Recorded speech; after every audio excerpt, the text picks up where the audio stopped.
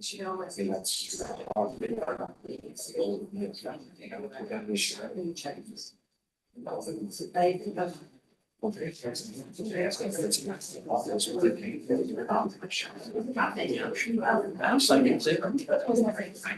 All right. Cumberland County Circuit Court's now in session. Also Judge David Woods presiding. Please bow your heads for a moment. So.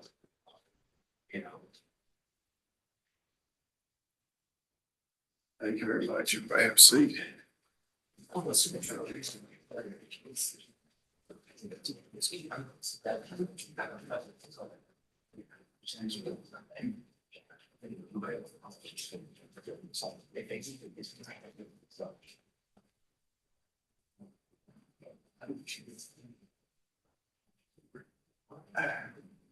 We're on the record. We're calling some additional hearing. Trying to list, who is the list? Forms. 40. Well, that's what I'm trying to do. 26. People. 45 and 49, there's 4. Amazing.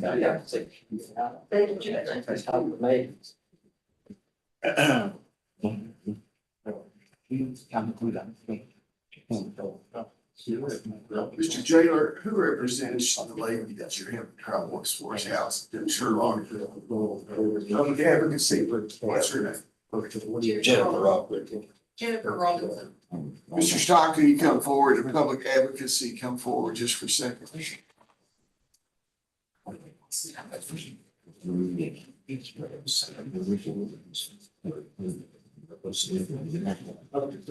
We have this problem that has arisen with Jennifer Robinson. We have a problem that has arisen with Jennifer Robinson. Doesn't surprise She's in the hospital. And there are some people at the jail and some of the officials think that her complaints might be or not be legitimate. But out of an abundance of caution, the hospital, the jail took her to the hospital in Columbia, and Columbia transferred her because they don't want her. She's a Bolton grant. And this repeats the thing that we had last time. She fiended this thing last time. And we got 3 jails and 3 jurisdictions admittedly that have something on her. And none of them want her. So they all, when I ROR'd her, they all ROR'd her. She got out and then she didn't show up. Yeah. So our jail is not our. No, there's a medical facility at LaGrange. Why can't she make my arrangements made for me transferred up there? And she does have. Because she's not a state prisoner. They won't take her. Well, I I will tell you what, you might have more influence. No, I'm Than I do, but I'm gonna tell you, when I was president of the Senate, I couldn't get LaGrange to even respond to, I had constituents call in and I'd write them a letter. They do, I mean, they're overloaded and their hospital's overloaded. So I don't know. So my suggestion is, what's your most recent? Well, this is the thing, Judge. The underlying case is she stole a gun from her brother. She's had a drug problem and a history of running wild all over the country for the last 10 years. And I get her in custody from stealing that gun and robbing him, and she feigns this illness. Okay, well. And then I indict her on bail jumping because she doesn't show up for court. And it's the same song, same verse. I really don't think. I have no sympathy for anybody except the people that have to, to live in this world. It's imperfect. But what I'm saying is the only thing I know to do is try her. That's fine. Is advance her and try her and give her a fair trial. These other people could revoke her probation if she indeed has violated. That would take care of it, but they don't want to do that. No, if they don't want to do their job, I can help. Well, I'm trying to get there. Okay, come up here with me now. Come up here with me. Which one of these charges would you elect to try? Judge, if I may, she's not been arraigned on the bail jumping yet, so I can take care. I'm gonna arraign her today. So I didn't know which one of you represented her, which not. We're in a transitional period, and I want to make sure all of you were here and the Commonwealth was here. And there wasn't any ex parte communication going on about this. So that's the reason I called you all in here. That's all right. It's a frustrating job. Yeah. On occasion, especially around Christmas, everybody gets, who's gonna represent her? Which one of these cases, Mr. Stockton, are you gonna elect to try? I just tried the bail. Okay. Or I know, either one. Well, it doesn't matter to me. It's your election. You tell me which one you wanna try and Let's just try the theft, that's got the most serious the penalty. theft. Yeah. So I'm gonna arraign her today on this Belgium, which will be unrelated to the other. Now, who's gonna represent her in the gun case? So be Mr. Rhodes. Yes, that'd be Okay, you got your calendar. Yep. And I'll wait and do this again when she's present, so she doesn't miss it.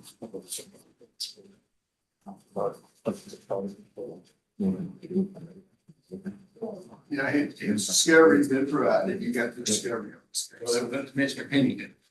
Yeah, I'm not sure if it's, some of the discoveries reached me. Pennington, do you have? Miss Robinson was on the list of transition cases that was provided to the Commonwealth, I think, on Monday. So I think my entire firm has access to her file. Here, hold on a second.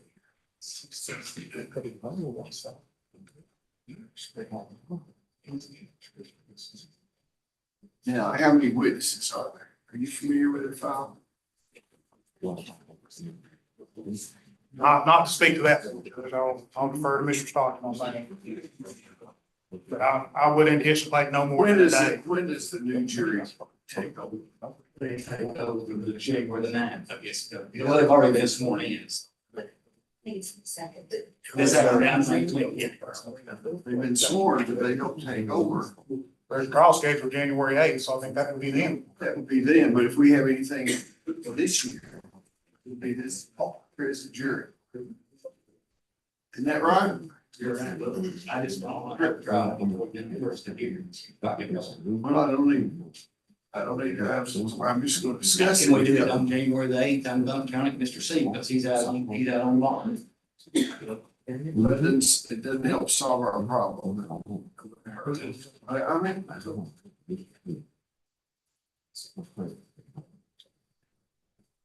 That does fit a calendar. I know it does, but, You think that she's going to be in the hospital between now and January that? well, I just wondered. she's not gonna be out of the hospital if I have to release her. I'm not gonna release her. That's it. So she just needs to be, when I tell her today, I'm gonna tell her, I'm not releasing you. She'd maybe rather be in the hospital in Bowling Green than in the jail in Adair County. Hell, I know I had.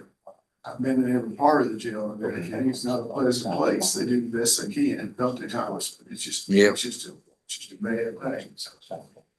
Okay, well, I'll go ahead and set her second. We won't call the other trial off because of the thing. We'll go ahead and set her also on January the 8th if we don't believe we can try her before then. I mean, I don't know what else to do. And we got Christmas is next Wednesday. And then we got the 26th and 27th and 30th before the next holiday. So there were 3 other possible days that we could try. So if y'all don't think you can have it ready until the 8th, and we'll try her the 8th. Great. And you're gonna try it. Yeah, sure. Or you're letting Mr. Pennington just slide right on out. This is what you're doing. Apparently. Okay. Okay, it's 4 months. Y'all be on the other side. Thank you, Your Honor. Okay. Well, if she's released back to the jail, there may not be as much urgency. She gonna be tried soon, because I mean, she's my first priority also as far as moving her out here, because she'll bankrupt the county and everybody else, and we're not set up to handle this. So it might be helpful if you contacted the other Commonwealth attorneys where this was pending, and they might take a look at a revocation of any kind of supervision that she's under. I don't know, is she on probation now? She's on inactive, Your Honor, at a Warren County. Well, if Warren County would take her up, and if she I'll- has violated, then she would become a state prisoner once they acted upon. They have to revoke her. Well, that's Yes, right. Your Honor. It's easier to revoke somebody than it is to try somebody. Okay. Let's go with our transported prisoners here. Oscar Fairley. Is it gonna be hard? Open those doors, Sherry. Those people aren't there? One's down there.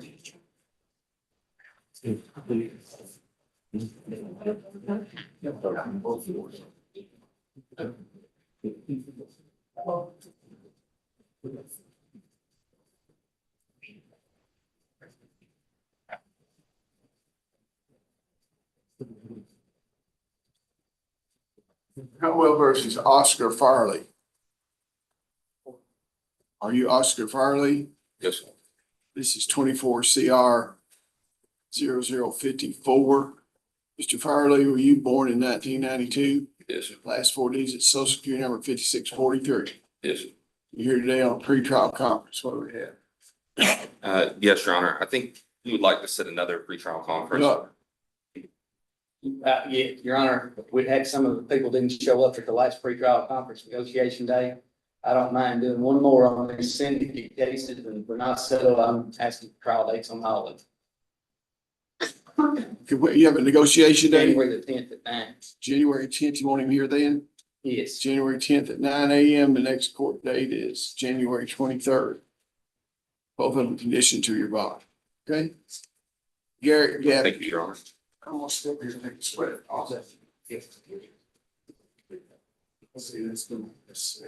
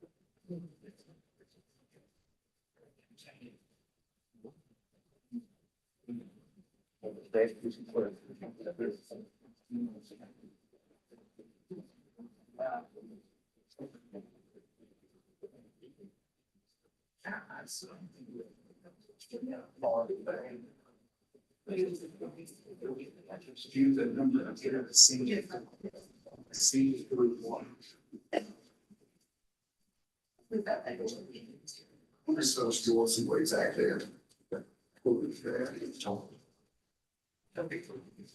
Those doors that go out in the public area out there, could y'all pry them open too to see them get in?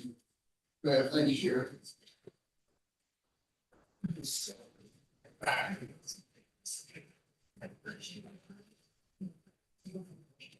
Commonwealth versus Garrett Gabbard. Are you Garrett Gabbard? Yes, Your Honor. Good morning. This is 24 CR 0057. Mr. Gabbard, were you born in 1983? Yes, Your Honor. Last 4 digits are social security number 4480. Yes, Your Honor. Represented by Mr. Cross. We're here to pretrial conference. What we got? Felony plea, Your Honor. Okay.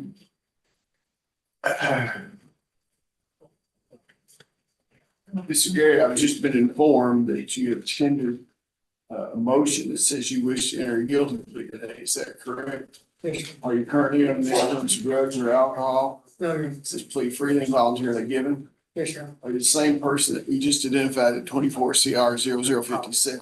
Yes, Your Honor. Is your judgment impaired today in any way? No, Your Honor. Can we discuss this matter with your attorney, and are you satisfied with his advice? Yes, Your Honor. There's plenty of time to review the evidence of the case. You're fully informed about the case. You understand that you do not have to enter a guilty plea today. You have certain rights under the Kentucky and United States Constitution. Before I can accept a plea of guilty, I need to know that you fully understand your rights. I'm going to go over them, and at the end, I'm going to ask you to understand. You have a right not to testify against yourself. No one can make you say anything. Right to speak to trial by jury, right to be represented by counsel if you're going to trial, right to run across examine all witnesses, call testify against you, right to be examined, right to call witnesses. You have process issues, compel their attendance. You have the right to appeal this matter to higher court if you lose them. Have the right to require the Commonwealth to prove beyond a reasonable doubt that you are guilty of the charges against you. You understand that by entering a guilty plea that you give up those rights. You understand that? Yes, sir. Now, I may consider the Commonwealth's recommendation, but I may find a range of sentence. Well, I don't have to accept the recommendation. Prior to accepting your recommendation, I will wait the pre-sentence investigation report from probation bureau. In the event that I do not accept the Commonwealth's recommendation and decide to impose a harsher sentence, you have the right to withdraw your plea of guilty and proceed to trial. You understand that? Counselor, Ms. Gordon Anderson, what is the Commonwealth's recommendation? Yes, Your Honor. Upon a plea of guilty to possession of a controlled substance first degree, the defendant shall receive a sentence of 1 year to serve. The Commonwealth will oppose probation. The sentence is to run concurrently with the Clinton Circuit Court case number 13 CR 47, 12 CR 47, and 15 CR 30. The defendant shall pay court costs at the discretion of the court. The defendant agrees to have any and all drug paraphernalia and contraband disposed of in accordance with the laws of the Commonwealth of Kentucky. Okay, I'm going to waive before cost since he's incarcerated. Is this what you agreed to? Yes, sir. Are you pleading guilty because you didn't commit the acts in the indictment as amended? Yes, sir. Okay, you've done so of your own free will. Yes, One of sir. your constitutional rights is still your desire to allow the court to fix the punishment of an arrangement in the law. You understand that this conviction could be used against you to enhance sentences in a persistent felony offender law. Is that your signature on the document there? Yes, sir. Mr. Bailiff, will you cover that? I'm going to accept the agreement. Now, he is a state prisoner, is that correct? Yes. Get probation and parole. We waive PSI, Your Honor. I'm going to ask if they agree to that. He is a state prisoner and we can't waive pre-sentence. You can, Your Honor. Okay, we will do that under motion to raise pre-sentence investigation. Court will enter a judgment today. And do you need to talk to him about anything before he leaves? He needs to fill out the pre-sentence investigation packet anyway, just for a supplemental for the future. You give it to your case manager once you complete the packet. Okay, well, that's it. Do you have anything you want me to sign? Do you have something to present to the bailiff there?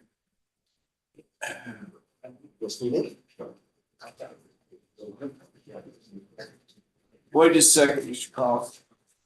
Do I give this back to the officer? Because the officer has to stay with him, okay?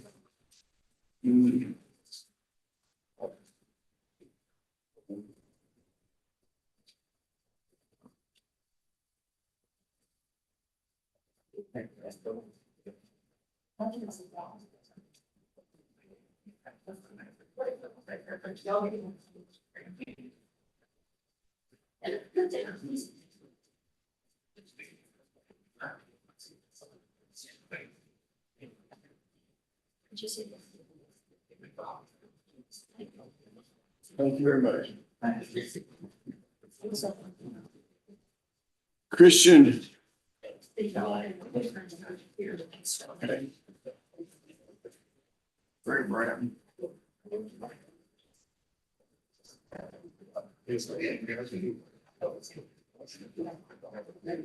Raise your right hand, please. Do solemnly swear and affirm that you conduct your duties as members of the grand jury of the Cumberland Circuit Court.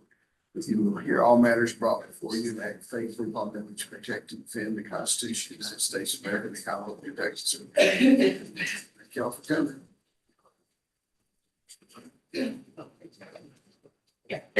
Christian Garner. Commonwealth versus Christian Garner, 24 CR 0079. Are you Christian Garner? Yes, sir. You're born 2006. Yes, sir. Last 4 digits, social security number 3014. Yes, sir. Is that correct? We're here today on the pretrial conference. What do you have? Your Honor, I believe we have a resolution, Commonwealth. What's the Commonwealth say? It's a pretrial 30. A motion's been tendered, sir, that says you wish to enter a plea today. Is that correct? Yes, sir. Are you currently under the influence of drugs or alcohol? No, sir. Is this plea freely and voluntarily given? Yes, sir. Are you the same person that we just identified in 24 CR 0079? Yes, sir. Is your judgment impaired today? Is your judgment impaired? You know what's going on here? Are you Yes. mixed up or anything? No, sir. Have you discussed this matter with your attorney? Are you satisfied with his advice? Yes, sir. Have you had plenty of time to look at the evidence the Commonwealth has against you, you're fully informed? Yes, sir. You understand that you not have to enter guilty plea today. You have certain rights under the Kentucky United States Constitution before I can accept the plea. I need to know that you understand those rights. I'm gonna go over your rights and I'm gonna ask you to understand, you don't step on the podium, that's your turn. You have a right not to testify against yourself, no one would say, make you say anything, you have a right to speak trial, by jury, right to be represented by counsel to during trial, right to run across again, all witnesses, and all testify against you, right to accept evidence, your right to call witnesses in your favor, and your process issue to compel their attendance. Right to appeal this matter at higher court if you lose, right to part of the Commonwealth, if there's a reasonable doubt that you're guilty of charges against you, understand that by entertaining plead guilty, to give up all its rights. You understand that? Now, I may consider the Commonwealth's recommendation, but I may apply the language of sentence, but I do not have to accept it. Even if I don't accept the Commonwealth's recommendation, aside from what's harsher sentence, you have the right to the audit. So now I'm gonna ask you some qualifying questions. Have you previously been diverted in the last 5 years? Have you had a pretrial diversion in the last 5 years? No, sir. Have you had any felonies in the last 10 years? Are you currently on probation? No, sir. You understand if you fully complete the diversion agreement, the charges will be dismissed, pretrial diverted, and you can have your record expunged. You understand that? Yes, sir. You understand if you do not complete the diversion program, brought back before the court, and the court revokes your pretrial diversion scheduled sentencing, then you'll be a convicted felon, and that can be used against you. You understand that? Yes, sir. What is the Commonwealth's recommendation of extraordinary procedure? Upon a plea of guilty to unlawful transaction with a minor, second degree, the defendant shall receive a sentence of 5 years, serve 180 days in jail with the balance pretrial diverted for 5 years supervised.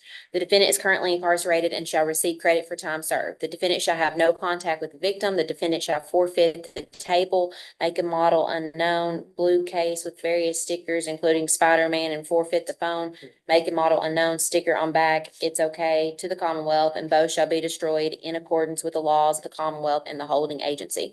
The defendant shall obtain gainful employment or do a minimum of 30 hours per week of community service until gainful employment is obtained. The defendant agrees to have any and all evidence in the above style cases disposed of in accordance with the laws of the Commonwealth of Kentucky and the holding agency. Is that what you agreed to? Yes, sir. Are you pleading guilty because you did commit the acts charged in the indictment? Yes, sir. You did doing so of your own free will. Yes, sir. On your constitutional rights to explain to us that still your desire to enter this plea, waive those rights, and have the court to fix your punishment. In the law. Is that your signature on the document there? Yes, sir. Look at the signature. That's it, the diversion program. Now, when is he to be released for the agreement? So 700 credit for some service. How many days credit does he have? Your Honor, I believe it's close to 90. Well, give me some detail about the charge. This is the case, Your Honor, where Mr. Garner was 18. He'd been 18 for 10 days. He had sex with a 13-year-old girl. And this is okay with the victims. Yeah, and he's being punished, but he's got an opportunity to get his life straightened out after this. Okay, I'll sign the documents. He's got 90 more days to do. That's 500. He's got 120 days in there.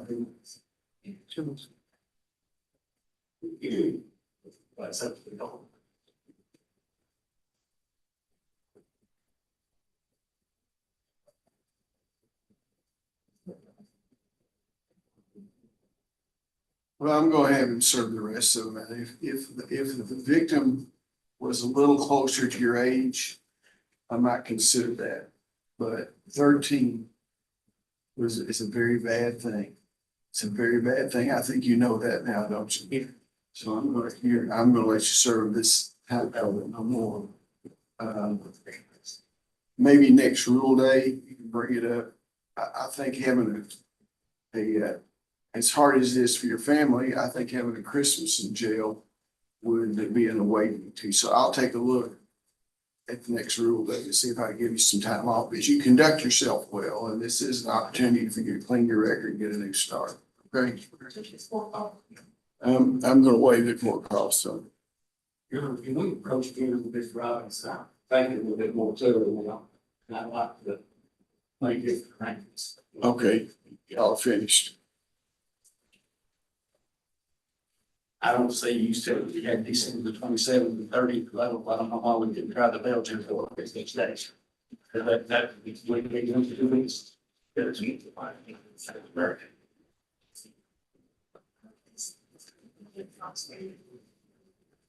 You know, it's just here. I mean, it's old area. Sure, we'll have some confusion, which one was coming in, but we could just.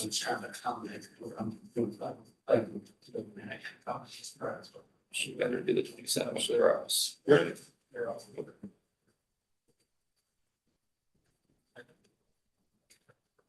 Honor, the 27th for us. She always might enter a plea today. Yeah. You got an offer on that one? On who? Belgium. No.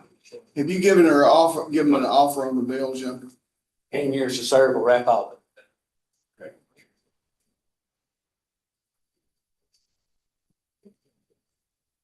You already want the paperwork for Garner.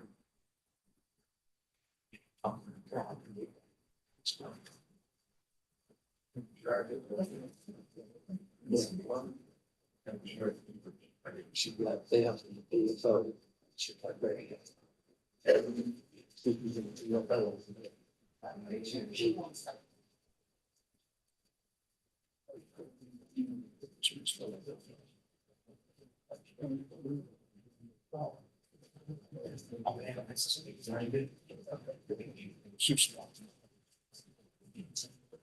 Camera McCoy.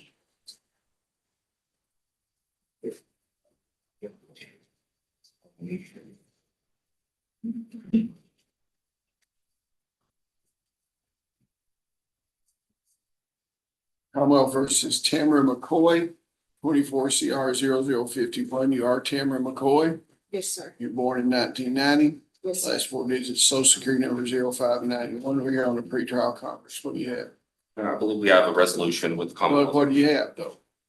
Is it a pretrial diversion? Oh, Your Honor, it is. What does the Commonwealth have to say? belly. Okay. Ms. McCoy, I understand that you wish to enter a plea today. Is that correct? Yes, You you want it? Okay. Are you currently under the influence of drugs or alcohol? Is this plea freely and voluntarily given? Are you the same person that we just identified in 24 CR 0051? Is your judgment impaired today in any way? Have you discussed this charge with your attorney? Are you satisfied with his advice? Have you reviewed the evidence the Commonwealth has against you? Are you fully informed about the case? You understand that you do not have to enter a plea today. You have certain rights under Kentucky and United States Constitution. Before I can accept a plea of guilty, I need to know that you fully understand those rights. You have the right not to testify against yourself. No one can make you say anything about speedy trial, but you're the right to represent by counsel at your jury trial, right to confront and cross-examine all witnesses called to testify against you. Right to produce evidence, right to call witnesses in your favor, the right to appeal this matter to higher court if you lose, the right to require the Commonwealth to prove beyond a reasonable doubt that you're guilty of charge against you. You understand that by hearing a plea of guilty today, you give up all those rights. You understand that? And I may consider the Commonwealth's recommendation, but I may apply any range of sentence allowed by law. I don't have to accept the recommendation. Prior to accepting the recommendation, I'll wait for pre-sentence investigation report, Bolton probation and parole. In the event that I do not accept the Commonwealth's recommendation and decide to impose a harsher sentence, you have the right to withdraw your plea and go to trial. You understand that? Ms. Gordon Anderson, what is the offer of the Commonwealth? Yes, Your Honor. Upon a plea of guilty to criminal abuse first degree, 3 counts, the defendant shall receive a sentence of 10 years on each charge to run concurrently for a total of 10 years, probated for 5 years. Probation is to be supervised. The defendant shall receive credit for time served. The defendant agrees to enroll and complete the Cumberland County Specialty Program. The defendant shall pay court costs at the discretion of the court. The defendant shall obtain gainful employment or do 30 hours per week of community service until gainful employment is obtained. So that you've agreed to, young lady? Yes. Your Honor, there was also the defendant shall remain on active supervision until all fines and court costs are paid in full and until further request of probation and parole, and that they'll have any and all drug paraphernalia and contraband disposed of in accordance with laws of the Commonwealth. You agreed to that also. Are you pleading guilty? Because you did commit the acts charged in the indictment as amended. Yes. You're doing so of your own free will. Knowing your constitutional rights, is still your desire to give up those rights and enter a plea of guilty to the charges while the court to fix your punishment. You understand that after any guilty plea, your future convictions could be enhanced, range penalty, and persistent felony offender law. Is that your signature on it? Yes. Accept the agreement or pre-sentence investigation report. I'll schedule a sentencing on January the 23rd. Now, here's the thing. I don't want to get involved in your business, but when is your expected delivery date? February 9th. February 9th. Where are you gonna be staying if you get out? At 201 Veteran Street or with my mother-in-law, Yeah, who would that be? Melissa Fairley.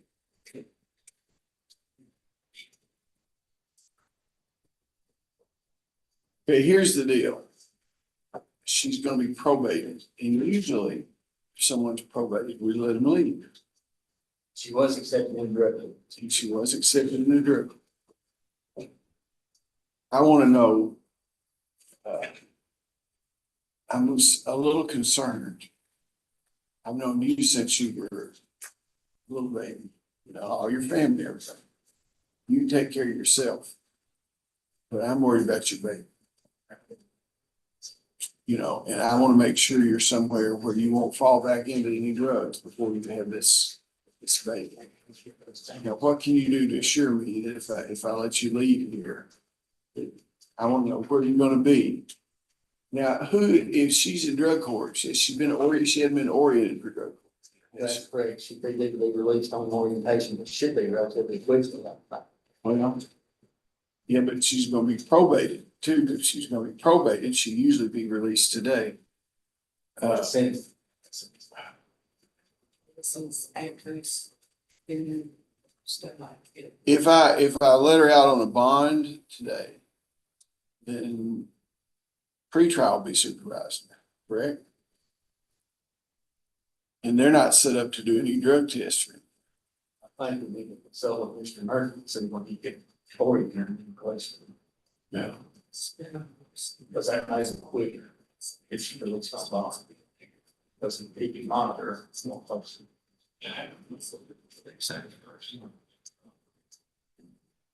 I want you to have you get a statement as to where you're gonna be. Give it to your attorney. He'll provide that to the Commonwealth. If I'm satisfied that you're gonna be somewhere and not move from that address and subject yourself to a random drug test while you're there. If we send somebody down or somewhere, I'm gonna go ahead and let you out. Okay, because I want you to prepare for this birth and hopefully prepare for eternity life. I don't know. But until I hear that there's an agreement between your attorney and the Commonwealth, then you'll stay there and go until you're oriented for drug court and then be treated like everyone else. I am treating you a little differently because you're pregnancy. I'm just gonna tell you that right now. You understand that, don't you? Because you've had some problems during this pregnancy with drug use, and I don't want that to happen. And I know you don't want it to happen. Okay? Okay. See you later. Thank you so much. Thank you, Your Honor. Natalie Owens. Natalie Owens.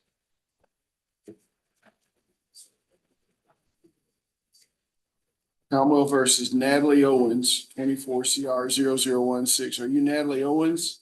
Yes, Your Honor. Good morning. Good You morning. were born in 1992.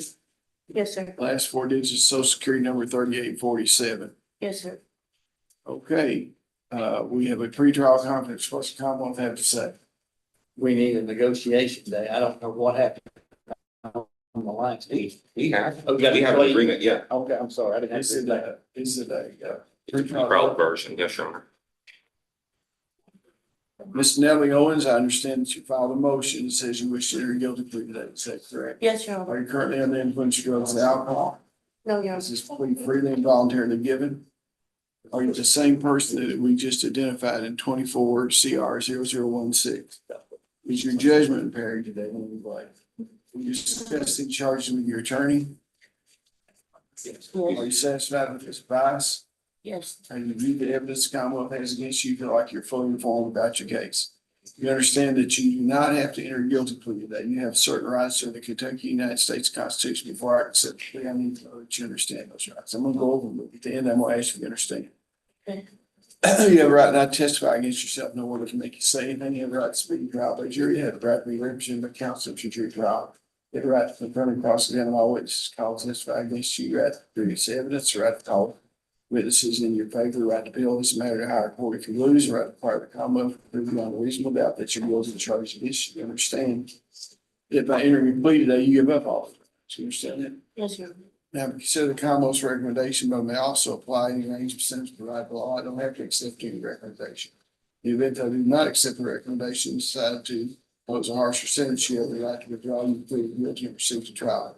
I'm going to ask you some qualifying questions. Have you previously been convicted in the last 5 years? Do you have any felonies in the last 10 years? Are you currently on probation? You understand that if you fully complete the diversion agreement, charges will be dismissed pre-trial to verdict. Do you understand that? You understand then you could ask for your record explanation. You also understand if you fail to complete the diversion successfully, you'll be brought back before the court. I will revoke your pre-trial diversion, schedule a sentencing hearing, you're a convicted felon that can be used against you in the future as far as enhancing penalties. You understand that? Yes, sir. Ms. Gordon Anderson, what is the Commonwealth's recommendation? Yes, Your Honor. Upon a plea of guilty to possession of controlled substance, first degree methamphetamine, the defendant shall receive a sentence of 3 years, pretrial diverted for 5 years. Diversion is to be supervised. Upon a plea of guilty to operating a motor vehicle with alcohol concentration of or above 0.08 or while under the influence of alcohol or other substances, the defendant shall pay a fine of $200. The defendant shall pay a fine and court costs at the discretion of the court. The defendant agrees to be assessed by the social services clinician and will follow any recommendations. The defendant shall obtain gainful employment or do 30 hours per week of community service until gainful employment is obtained. The defendant agrees to have any and all drug paraphernalia and contraband disposed of in accordance with the laws of the Commonwealth of Kentucky, and the defendant shall remain on active supervision until any and all fines and court costs are paid in full and until further request of probation and parole. Now, is that what you agreed to? You understand that a DUI is enhanceable too. You get another DUI, it could be a more serious matter. You understand that? Yes, Your Honor. Are you pleading guilty because you did commit the act charged in the indictment as amended? Yes. Are you doing so of your own free will? No, your constitutional rights explained to you, is it still your desire to proceed with the plea of guilty, allow the court to fix your punishment within the range permitted by law? Is that your signature on Yes, there? Your Honor. Accept the agreement signed over. What are the total court costs? $865. $865. Do you need some time to pay that? Yes. Now, is she gonna be released today under the agreement? How much time does she have to serve? No, I think so, Your Honor. My husband, may I say something? My husband gets paid on the third, $941. We'll be able to pay that. I don't want you to pay it all. You have to live, or you gotta live, and some of that you pay, you got children? No, Your Honor. Well, I don't care, you gotta eat yourself, so you pay it $60 a month. Okay, you pay the first $60 30 days after today, it's $60 a month. I don't like to put things on people that I know they can't do, okay? So she's supposed to meet with probation and parole now? Yes. Okay, she got all her DUI papers filled out? You need to fill this form out. It should be in the packet. Okay, meet with probation and parole, and I guess you got stuff up at the jail you wanna pick up, or can they have everything you've got? I just have clothes and shoes, that's it. Yeah, a lot of times people just donate them to the cause and just keep on trucking. But when you take it back up there. Yes, be told. They won't. Yes, so you need to have somebody else sign her out up there then? My husband, Okay, okay, well, I hope things turn around for you, Natalie Owens. Maggie Scott. Maggie Scott.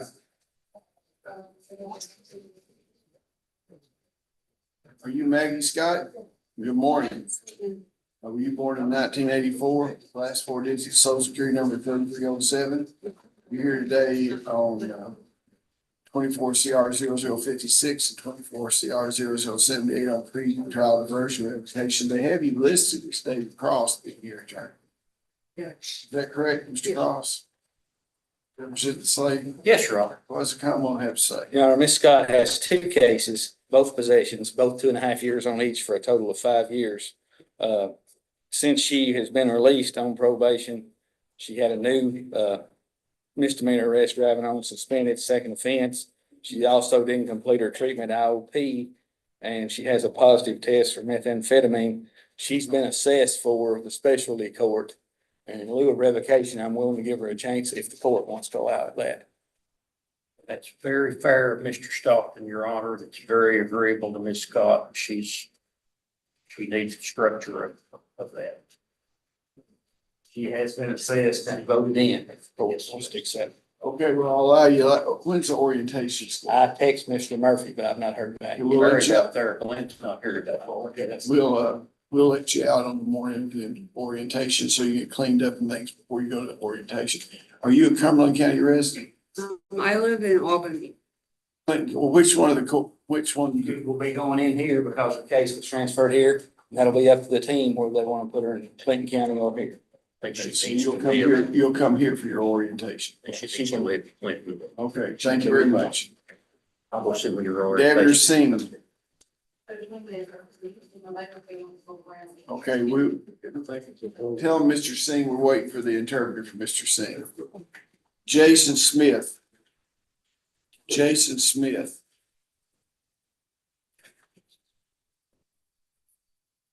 Commonwealth versus Jason Smith. Jason Smith, Yes, sir. born in 1981. Last 4 digits, social security number 4512. You're here today for the purpose of arraignment and to enter a plea. Where's his file?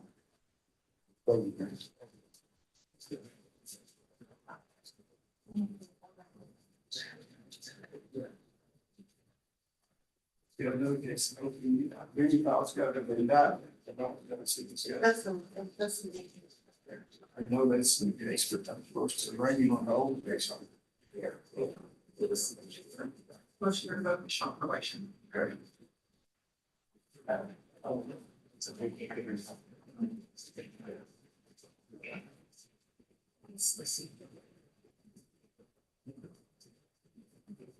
Now, when will this case be assigned to CR? It's here on information. It's usually assigned. Well, that's the trouble. We gave the paperwork to defense counsel. It's been turned in. Let me bring the dates. Here's the paperwork, Your Honor. Jessica was the top on it, and Angela reached out to her yesterday, so I don't know if it's open at all. There was a bunch of it about it, or anything structured with this name and service.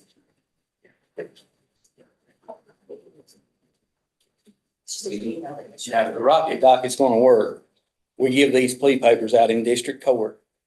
I know Mr. Smith has been begging for the Rocket Docket because his mother's contacted my office 2 or 3 times saying that he wants the Rocket Docket plea, and we've furnished papers 2 or 3 times. If it's gonna work, they're gonna have to be signed and turned in.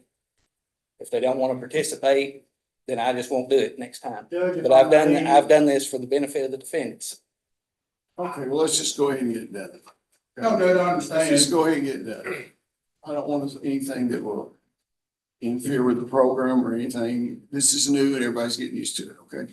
That's the difference in Mr. Smith's case is. I don't care what the difference is. I'm gonna do it, okay? Is that what you want me to do it or not do it? Accept this. But Judge, but there's a question of revocation. That's not in the rock docket office, so I don't want to, I don't want to have a man plead guilty when he's facing revocation the same day. Well, if you would communicate with our office, you would know, we could have added that to the paperwork, or I could state right now, in lieu of revocation, he's gonna go into the drug court program.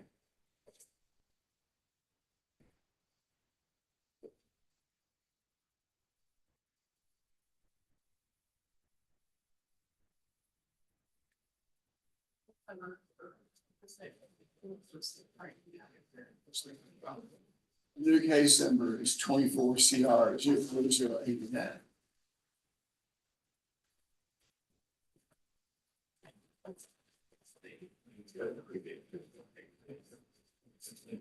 Most has been tendered, sir, and says you wish to enter. Is that correct? Yes, sir. Currently under the influence of alcohol. This is plea free and voluntary given. Yes, sir. Are you the same person named in the indictment number 24 C, in information number 24 CR 0089? Is your judgment impaired today? Have you discussed this charge with an attorney? Are you satisfied with his advice? Review the evidence which the Commonwealth has against you, believe you're fully informed about your case. You understand that you do not have to enter a guilty plea. You have certain rights under the United States Constitution. I'm going to go over those rights with you, and I'm going to ask if you understand. You have a right not to testify against yourself. No one can make you say anything, right to speak, right to trial, right jury, right to the trial, right to front cross the all testify against you. Right to use evidence, right to call witnesses, and you right to fill in some matter how to court the rules, right to try to comment beyond reason without the guilty charge against you, understanding. But Maynard, you guilty plea today, you give up all those rights, you understand that? I'm going to consider Commonwealth's recommendation and that by the sense provided law, I don't have to accept your recommendation prior to accepting the recommendation. And this is a felony plea, correct? Yes, Your Honor. I will have a pre-sentence investigation report done by probation and parole. In the event I do not accept the Commonwealth's recommendation and decide to impose a harsher sentence, you have the right to argue plead guilty and go to trial. Now, what's the Commonwealth's recommendation in this case? Your Honor, upon a plea of guilty to possession of controlled substance first offense, Mr. Smith will receive a sentence of 2 years, probated for 4 years. He'll be assessed and complete the Cumberland County Specialty Program. He'll receive credit for time served, maintain, obtain gainful employment. No, he's right. And the Commonwealth will not move for revocation in 19 CR 83. He'll be an order entered in lieu of revocation so he can complete the specialty court program. And that's what you agreed to? You understand that after entering this plea here, this could be used against you in the future if you have another felony or persistent felony offender law. You understand that? Yes, Your Honor. Are you pleading guilty because you did commit the act charged in the supplemental information? Is it still your desire to waive your constitutional rights of court to fix your punishment? Is that your signature on the document? Yes. I accept the agreement in this case, and also you acknowledge the fact that you agreed to receive that information instead of a grand jury. Do that, is that correct? Okay.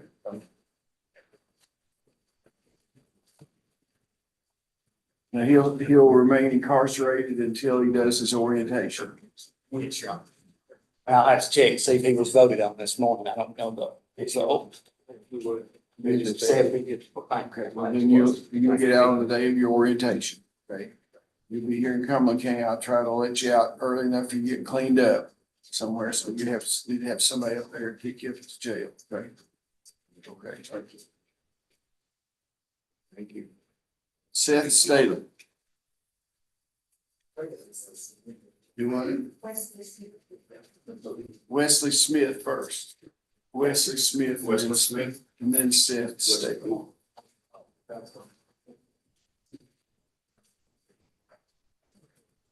Commonwealth versus Wesley Smith, 24 CR 0072. Are you Wesley Smith? Yes, sir.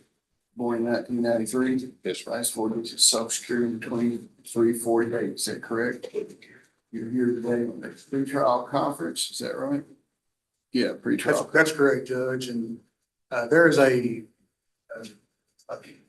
case that's not related that I believe may be going to the grand jury today or soon. It's not going today. I was received. So Judge, we were just asked to kind of join those cases together, potentially do an information indictment now that. Yeah, if we can set him for January the 10th. January 10th for negotiation, January 23rd, your next court date. Okay. Now Seth Staley. Seth Staley. Seth Staley.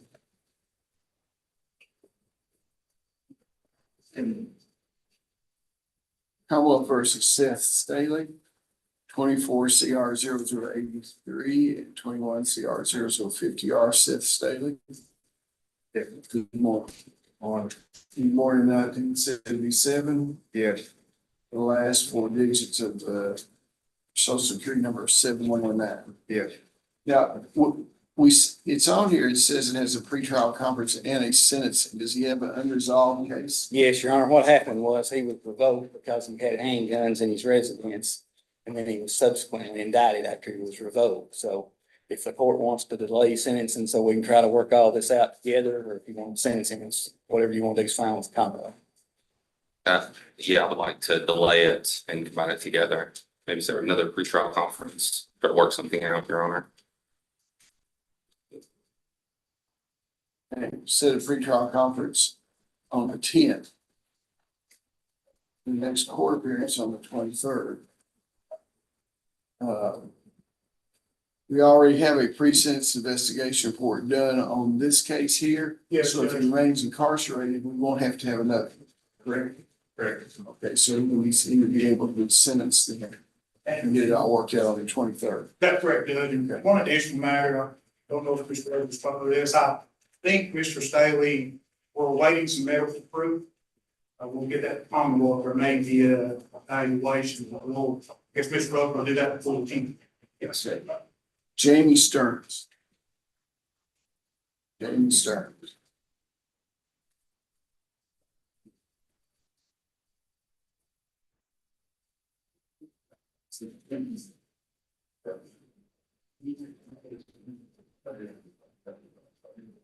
Maybe have some Zoom things that are scheduled. Stop and wait balls. Yes, we go.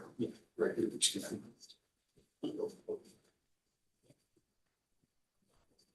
Okay, to those jails that are waiting, we're gonna do one more case after this, and then we're gonna come directly to Boyle County Breckenridge and Lee Adjustment. Okay? Are you Jamie Stearns? Yes. Okay, were you born in 1977? Last Yes. four digits, social security number 4748. Yes. You're here on 23 CR 0098 and 23 CR 00105 probation revocation. What is it? Commonwealth have to say? Judge, Mr. Stearns is a co-defendant or potential co-defendant with Mr. Smith. We're just going to ask, or this spoke with Mr. Stockton about maybe trying to wrap them up in the information on the. January 10th. Yes. Next is for negotiation. January 23rd is the next court appearance. Thank you, Judge. Cody Stenson.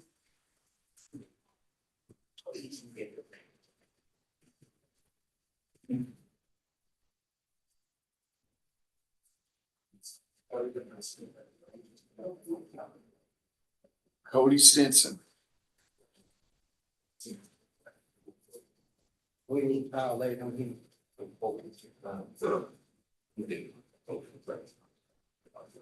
Commonwealth Kentucky versus Cody Stenson. 24 CR 0044, 24 CR 0085. Are you Cody Stenson? Yes, sir. Born in 2004. Yes, sir. Last four digits, social security number 8596. We're here for pretrial conference. What do you have? Yes, Your Honor. I talked to the Commonwealth about an agreed order for an evaluation for Cody. Yeah, that's first, I'd heard that. I don't know if it needs to be agreed order. If you're making a motion for one, like that, thank the court would grant. Yes, I'll make a motion. You have reason to believe that he is not competent to stand trial. Is that what you're telling me? Your Honor, I think that there are, yes, I think that there's a question to that.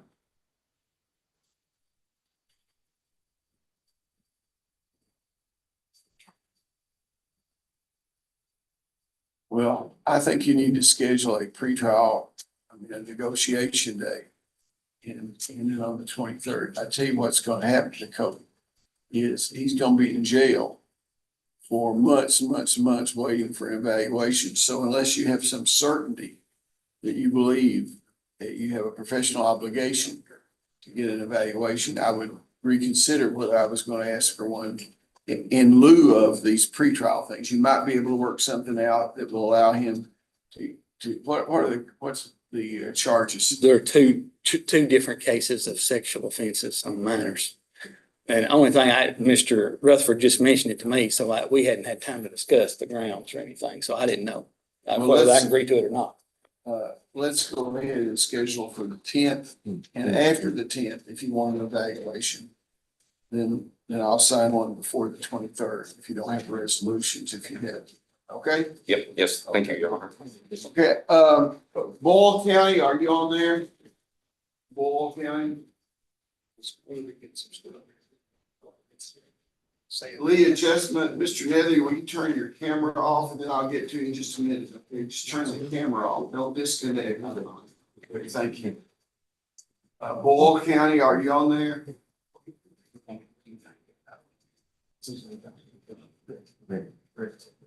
Breckenridge County, are you on there?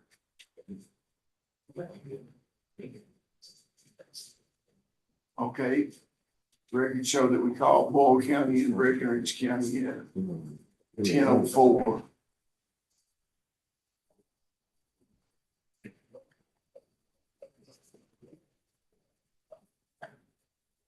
Can somebody try to call Boyle County Detention and Breckenridge County Detention? Let's tell them that we called them, they need to get back on. Lee Adjustment Center. Mr. Nethery, you want to turn yours back on? Mr. Nethery, okay, you're Jonathan Nethery, you have a motion to destroy. What is this, Mr. Stock? We were contacted with the state police and they want to dispose of the evidence in this case. We would like to return all the personal property which is listed to the respectful owner, and the drugs and the contraband and the paraphernalia be destroyed.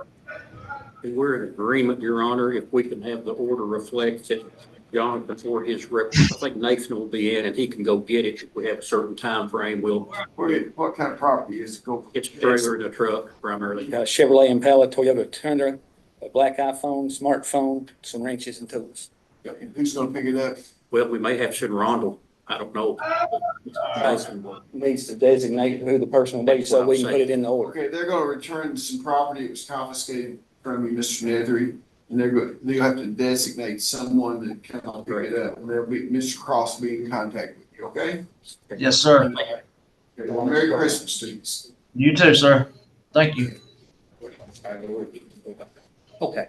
Yeah, yes. Boyle County or Breckenridge County, either one of you on there. Okay? Then we'll return to the live docket here. Is Jailer gone? We've got it, we finished with him, or she got somebody else? He's still here. There's no back there. Mr. Singh is on there.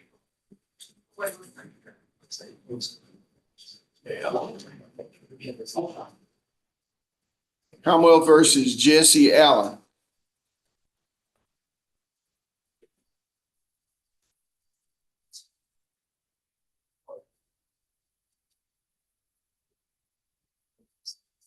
Okay, I want you got somebody here to test Mr. Allen? Mr. Allen testing. You get some. Go in, Mr. Allen. Test.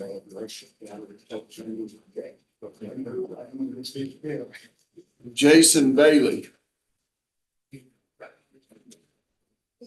Jason Bailey.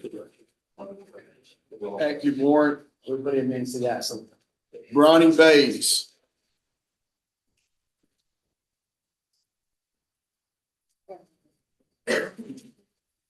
Commonwealth versus Bronny Bays, 22 CR 0026. Mr. Bays, born in 1984, high school digits, degree number 5, War II. Okay, what do we have here on Bronny Bays? Your Honor, we're currently set the trial the first week of February. Okay, why are we here today then? Judge, that's a good question. It was Commonwealth's motion for a pretrial. I think they were asking to amend the indictment, which the proper procedure would not be this, but. What's going on here? We already had the indictment was already amended. I believe, it was probably back in November. And I remember Mr. Pennington was having trouble getting in touch with Mr. Bays. And that's another reason why we scheduled a status conference, one, to make sure that he was aware, that there was gonna be a trial, and to basically just get on the same page. What's the date of the trial now? It's first week of February. It's February You're aware 3rd. that there's a trial. Yeah. Is there anything else y'all need, Mr. Bays? I believe there was some concern of his availability for that time. I believe he's here today. That probably answers. Okay, thank you very much. Peyton Boer.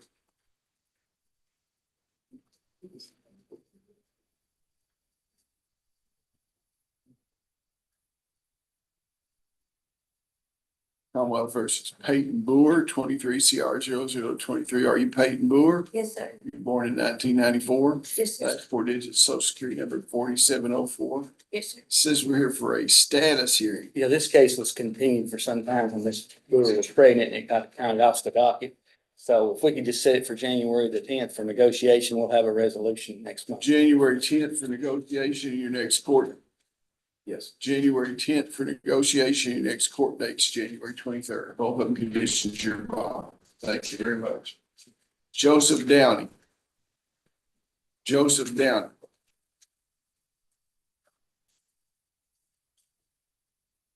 Commonwealth versus Joseph Downey, 24 CR 0084.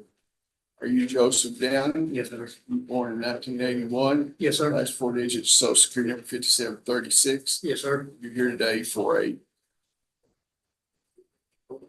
pretrial conference. You have anything worked out? Not yet, Your Honor. I'd like another pretrial conference. Has had a negotiation day Yes. yeah. already? Well, let me tell you what, you're gonna be new in taking this over. As I've said in special judges in these other counties, I have people that have 5 pretrial conferences, did another one and get another one. That's not how it works in this circuit. Okay, you're gonna have a negotiation day. They're gonna make you an offer unless there's a reason that you need additional forensic evidence or something like that. We're expected to reach a resolution or give your client a speedy trial. If not, all these other people that are in jail waiting for trial have to say that. So this is not, I want you to take these seriously. So this time I'm gonna do it on January 7th. The next time we had a conference, unless there's a good reason given from the Commonwealth agrees, I'm gonna set a trial there. Are we all in agreement on that? Yes, sir. Okay, January 10th, negotiation here, January 23rd, you hear both of them, the conditions of your body. Thank you. Thank you. Juan Maxi.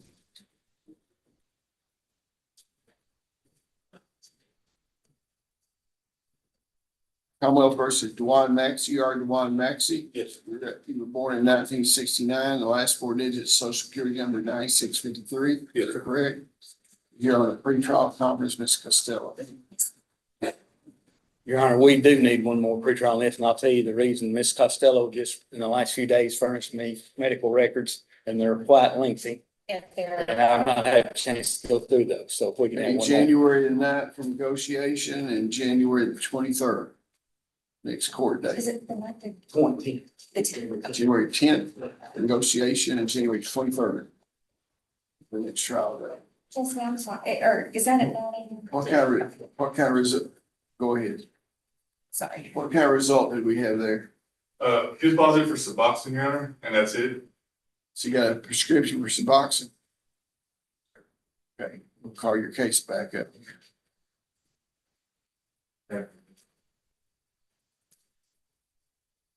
Commonwealth versus Jesse Allen, 24 CR 0082. You are Jesse Allen, Sir. born in 1983. Yes, sir. Last four digits, social security number 8406. You're here for pretrial conference. We're waiting on a lab. I don't know if it's finished yet. One of my detectives has been out all week, so if we can have one more pretrial.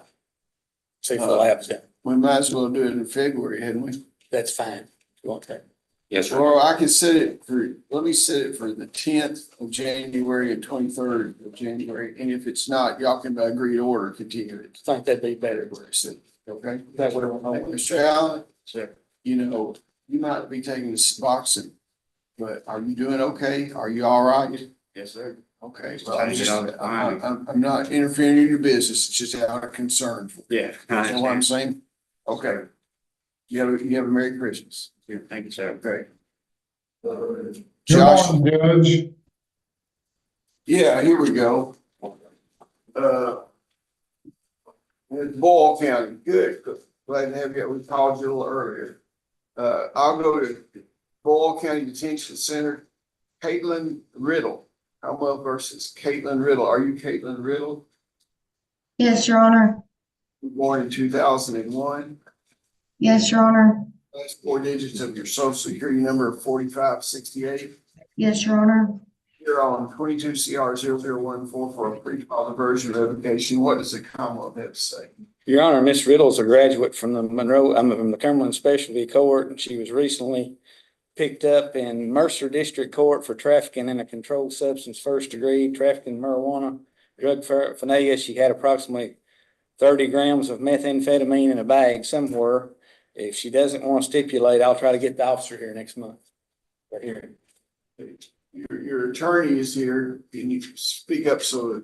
Mr. Riddle, can you hear me? Yes, You've heard those allegations by the Commonwealth. Do you wish to stipulate that those things happened? it was complicity. Well, she's also positive at the jail when she was picked up for methamphetamine, if she wants to stipulate to that. Instead of the case.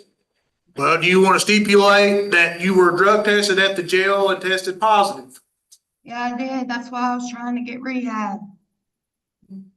I was supposed to have a bed letter sent to you. And Judge, that is correct. What I was going to ask for in lieu of revocation is to allow this.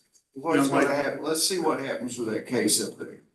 Say- Wait a second, young lady. You can listen and then Okay, you can talk. I don't want you to say anything that could be used against you. If she were merely dirty, we would not revoke her on this particular time. And if it is a complicity situation and it's proved that she was not complicitous, it's not the same. I think a complicity charge is not. It's the same level, Phil. You know what I'm saying? This is the problem, if I could say something with Miss Riddle. Go ahead. When she was down here in drug court and living with her grandparents, she was doing well.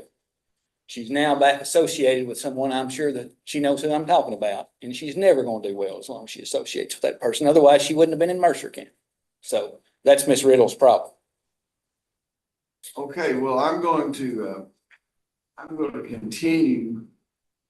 I'm gonna take this under advisement and continue it till January the 23rd to see what's happened in your case up there. The public advocates here will be in contact with your attorneys up there to see what the deal is, okay? And can I say something real quick? well, I went wait a second. Ms. Riddle, I advise you not to say anything and give us a chance to talk to you first. Yeah, unless it has something to do with the immediate physical problem you have or something like that that you won't be trying to address. So your attorney will be in contact with you and you're next on the docket here on the 23rd. You want to put her on the January 10th negotiation so you'll find out more about it before the 23rd? I can't. Yeah. January the 10th, negotiation day, and January 23rd. And if y'all want her transported, then you need to do a transportation order, okay? Thank you, Judge. Thank y'all. I hope you have as Merry Christmas as you can, young lady, okay? Boyle County, thank you very much for your cooperation. Y'all are released, okay? Thank you, Judge. Sorry about being late. No problem at all. No problem. Breckenridge County, are you on there yet? Breckenridge County, okay, we'll come back with Breckenridge County. We didn't do Joshua Nars, did we do Joshua Nars? Joshua Nars, come on around. What time is the interpreter supposed to be? Wait, you stand right there. You all right there? What are we doing in Mr. Singh's case? We have a plea, Your Honor. Okay, well, we'll just, Yeah. okay, it's supposed to be. Commonwealth Attorney versus Commonwealth of Kentucky versus Joshua Nars, 24 CR 0077. Are you Joshua Nars? Yes, sir. You born in 1989? Yes, sir. Last four digits of your social security at 9019. Is that correct? We're here for pre-trial conference. What do we have, Mr. Stockton? I made an offer at the last negotiation. I had, Officer Carey came in, we discussed the case. I just didn't know if it's gonna be accepted or not. Mr. Norris has been unhealthy. So just recently, I haven't had a chance to really communicate the offer to him. I'd like to set another. Go back and communicate with him now. Hold off with it. Brandon Poston. Commonwealth versus Brandon Poston. You Brandon Poston? Yes, sir. Good morning. You born in 1984? Yes, sir. Last four digits, social security number 6513. Yes, sir. You're here on 24 CR 0050 and 24 CR 0071 for pretrial conference. What y'all want anything out? No, Judge, this is one of the, I'll use syndicate because it's not been indicted as such yet. One of those cases, we have discovered at this point that Mr. Poston has a inherent conflict with my or Mr. Rutherford's representation. We just discussed this with Ms. Costello, and we're working on conflict counsel, I guess, real time. He's charged with trafficking controlled substance.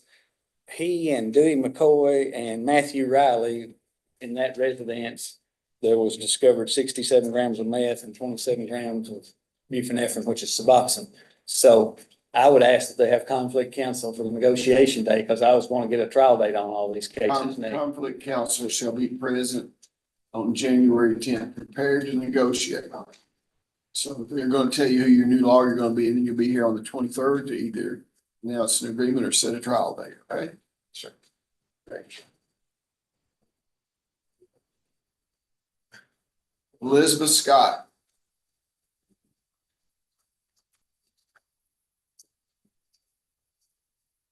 Commonwealth versus Elizabeth Scott. 21 CR 0056 and 22 CR 0086. You are Elizabeth Scott, born in 1992, and last four digits social security number 5440. Yes, sir. What does Commonwealth have on this? Judge, this is one where I filed a motion to set aside Ms. Scott's DUI guilty plea. I think maybe making that move, Ms. Scott has been referred and agreed and accepted into the Cumberland Specialty Court. Was that motion here or in district court? That motion was in district court. Was it accepted or? Just Costello has not ruled on it yet. There was an issue when the plea was entered. The state police may have destroyed the sample. So that is being checked on. I think that is set again for December 30th. But Judge, I guess what we're asking for is in lieu of revocation for Ms. Scott to go on into special court with Coach Murphy. I'm willing to do that if the court is, because she entered a plea without counsel, but Ms. Scott is sometimes going to have to realize she had the case with the stolen lottery tickets, and she got this case, it's new DUI. It's time that she conforms her conduct to the law. Judge, I think Maybe special I can court will start give her those going, safeguards. maybe then I can start going to the dollar store again. Cause every time I go to the dollar store, one of the day, her grandmother or great grandmother was Daisy. Was it your grandmother? My grandmother, yeah. Grandmother. One of the finest women that ever lived, and she's got 150 descendants. You know, whatever. I can't go to the dollar store, the gas station, or anywhere without one of the Daisy crew asking about you. So, you know, I'm not making light of it. You got a lot of people that love you and care about you, and you've let them down. You've worried them to death. So here's your chance to go into drug court, okay? I'm gonna tell you, you got 1 foot in a penitentiary and 1 on a banana peel.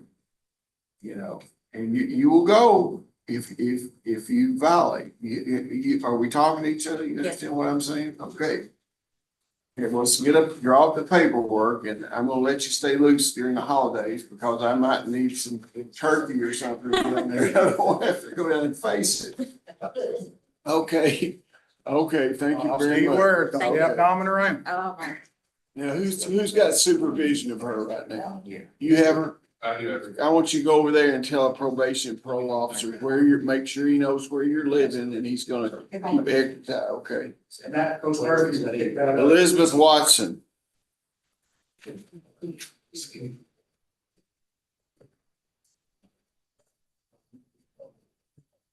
You are Elizabeth Watson, yes, sir. 24 CR 0086. You were born in 1970. Last four digits, social security number 8925. Yes. This is a motion to suppress. What do you have? Judge, we filed a motion to suppress in the case. Are you ready? I'm not doubting Mr. Garner, I just hadn't received it. I don't know if it's got misplaced in the email, I haven't got it. So I'm not prepared, I was looking for it in the file. Didn't see it. Where is this case? Where are we in the continuum of the things? So we had a pre-trial, Mr. Garner told me he was gonna file a motion to suppress. And I just hadn't received it. Yeah, I think I filed it about 3 weeks ago. It should be in the e-file. Okay, I believe, can you just make me a copy of it? What were the grounds of your motion? Judge, there's two separate issues. It's a continuation of a stop issue as well as a kind of a particularity of a search. Okay, well, let's schedule it for January 13th at the end of the docket. Will they give you enough time? Did you say January? January 13th. Yeah, They give you enough time? is that the coming motion day? That's the next motion day. Oh, okay, it's No, 23rd. January 23rd. Okay, that's what I'm. 23rd. January Oh, yeah, that'll 23rd. be. January 23rd, okay. Thank you, Judge. Barry Wilson. Barry Wilson.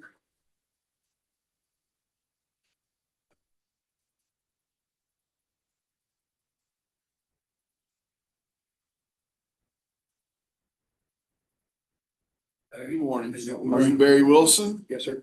Were you born in 1974? Yes, sir. Last four digits, social security number 8456. Yep.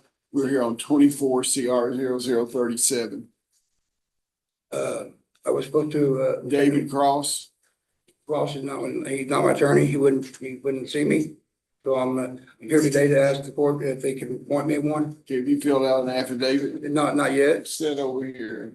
I was here last week for the negotiation. Step over here. Fill out a form. Kevin Young.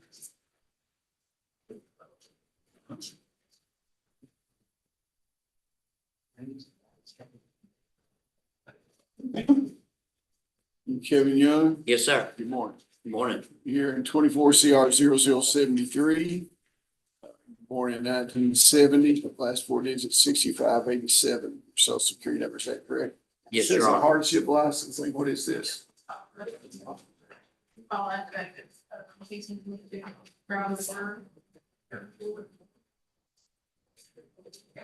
Where do you work? I work for Bedford Matthews Construction. Okay, you have any No. objection? Okay, I'll sign the order today. Thank you. Yeah. Okay, so the only thing we have left are Barry Wilson and Joshua Nars and then Mr. Singh. Mr. Singh's interpreter is supposed to be on the line. Okay, we got Breckenridge County on here now. Let's go to Breckenridge County. Jennifer Kirby, are you there? Jennifer Kirby? Somebody needs to push the button to turn on the microphone. We've got, Mr. New too. Is that case not on, it's on the court docket, but it's not on. Breckenridge County. Oh, okay. Is he in Breckenridge County? I'm not. No. I'm not, yeah, he's down there, I see. Yeah, we're not done there. There you go. The microphone's on, man. Can you hear me? Yes, sir. Commonwealth of Kentucky versus Jennifer Kirby. Yes, sir. CR 0015 and 7 CR 0053. Are you Jennifer Kirby? Yes, Born sir. 1983. Yes, sir. This is social security number 4892. Yes, sir. Okay, what does the Commonwealth have to say in response? Judge, this is to the actually- motion for shock probation? This is defense motion for shock. Judge, I was asked, If he agrees, you win.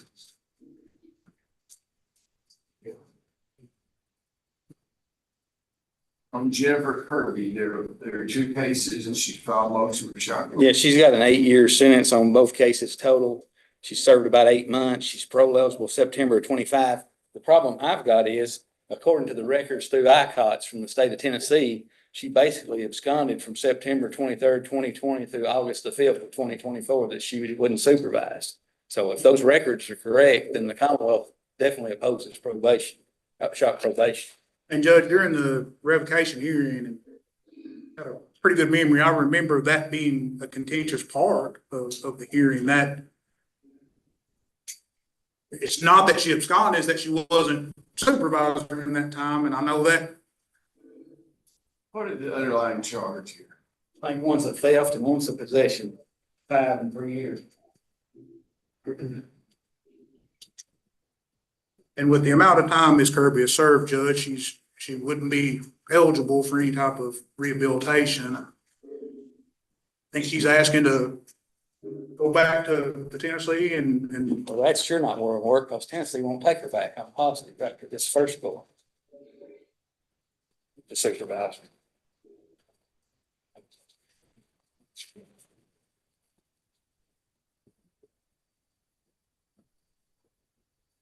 What's she doing in Breckenridge? She got charges down there. that's the facility she was placed. She doesn't have any charges. Yeah. I don't see a compelling reason to grant short probation. I mean, she's violated previously. I'll take it under advisement. If you can give some compelling reasons to the Commonwealth why our situation's changed, or you can show some proof that the great state of Tennessee take her over and take her, then we might reconsider it, because I don't really want the taxpayers of the Commonwealth to be further burdened by her failure to comply with normal standards of conduct. But if she can't prove that they won't take her in Tennessee, she'll have to wait for the parole board. Yes, Your Honor. April Osborne. April Osborne. Are you April Osborne? Yes, sir. Maybe you were born in 1984? Yes, sir. Digit social security number 7623. Yes. Probation. I think, Judge, this is a frankly quite different situation. Miss Osborne was parole eligible December 1st. I think Officer Garner approved home placement and she was still deferred. Miss Osborne has served, I know, in excess of 120 days on this sentence. She was, it was a possession charge, Judge, and she was just shy of a week completing her diversion when she was picked up on the new charge that led to this revocation. What was the new charge? Possession? It was a possession. What do you have to say, Mr. Scott? Well, she served 7 months and 24 days in this case. She's not parole eligible until September of next year. And I kind of agree with Mr. Pennington. If there's either rehab or drug court or something, I'd be amenable to shot. Where do you live, ma'am? I live in Albany. Albany. Well, I'm gonna sign if you'll refer her to drug court. Or are you willing to try drug court if I let you out? Absolutely. I was going to say, I don't know Yeah, that she's she not eligible. Pleaded in 22. Yeah. Not eligible for drug court. Yeah, and I'm like Mr. Pennington. She did real well for a few years, and then she got picked up right before her diversion expired. I think it's a DUI one. Yes. So if And on this sentence here, she's on the, does she have any new charges waiting her anywhere? no, she's No, Your Honor. This sentence here, how many days lapsed before you file a motion for child probation? Judge, since sentencing, it had been 90 days. Actually, today's 90 days since sentencing. I think she was sentenced September. 180 days. 150. 150. this might be a situation, Judge, where you just, if you shot her, better just refer to the SSC and see if she needs any kind of treatment. I'm gonna delay this case to January 23rd. And then I'll put a shot probator on January. So between now and then, if y'all get some kind of placement or see what she's eligible for or something, then Judge, I believe in officer was served home placement approved, or do you have that information? I pulled it up. And Judge, I have actually last night submitted or tendered an order, emailed a proposed order over to Mr. Stockton, referring Ms. Osborne to the SSC, Judge. he usually out there late at night. I was just working late last night, Judge, trying to get some loose ends tied up. Prayer meeting, so I know you people in Clay County don't go to prayer meeting, but. Judge, I lead a Bible study. That's why I was working late after Bible study. That's good. Your Honor, Officer Payne out of the Albany office did the parole plan, and he did recommend that it be approved on the parole board standards, Which would be, which would be no alcohol, no drugs, no firearms in the residence, no other convicted felons residing there at that residence. And then he would have done a home visit to verify that all the statement was approved by the homeowner, that she's allowed to live there. The homeowner is Miss Osborne's mother. can you get a job if I let you out? Are you able to work? Yes, sir. I'm on shock probation. Thank you, Judge. I'm on a shock probation. Now, I'm gonna tell you. You are the Christmas person today, okay? You're gonna get to spend Christmas at home. Don't you let us down, and I want you to have a job within 15 days. Now, there are people all over Clinton County wanting to hire people. So don't let us down. I don't want to read about you in the news, in the Clinton County news, okay? Okay, thank you. There'll be an order coming down. Okay, thank y'all, Breckenridge County, for participating. And getting on the line with us. Y'all are excused. Now,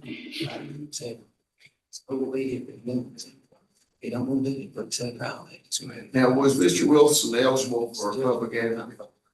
Yes. Okay, I'm gonna sign an order appointing Mr. Wilson a public advocate.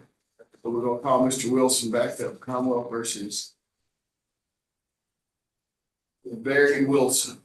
It looks like there was a motion to withdraw filed by Mr. Cross. I'm gonna allow Mr. Cross to withdraw. He previously had filed a motion to suppress. I'm gonna deny the motion to suppress right now and give you an opportunity, counsel, to review the thing to see if you need to file a motion to suppress. I want a negotiation day on January the 10th. Oh, that's right. January the 10th, and the next court date is January 23rd. You're in the same conditions to your bond, okay? Thank you, Your Honor. Okay, now, Joshua Nars, have y'all come to an agreement on Joshua Nars? I think Mr. Russ Butler had a request. Well, actually, Mr. Bennington's speaking Okay. for him first. Okay.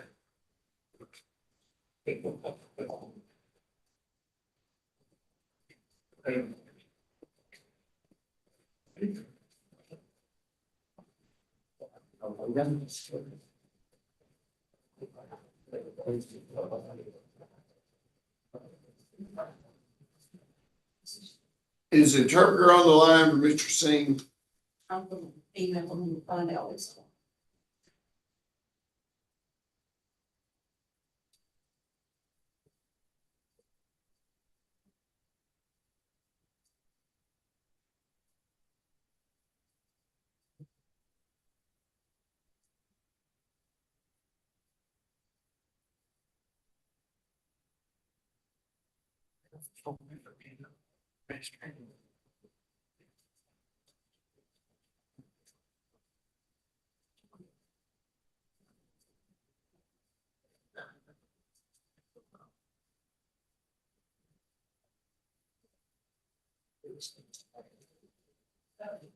I kind of waited for I came up with my mother-in-law.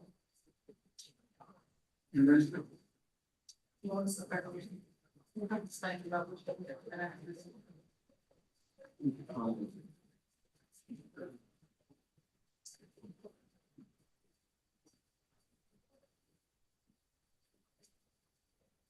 Swap the record.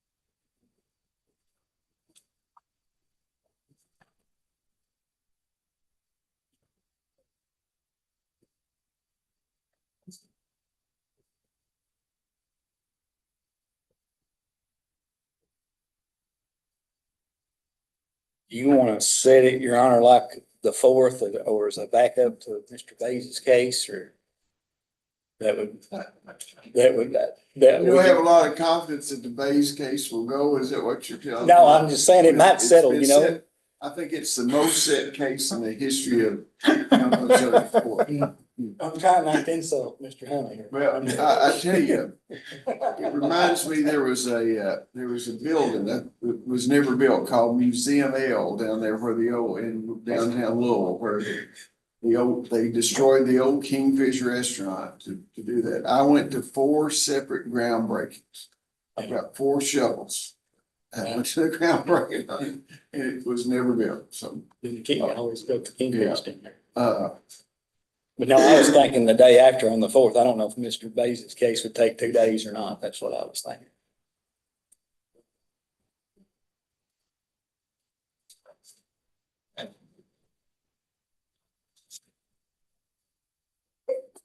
Question. Thank you. How about February 4th? Yes.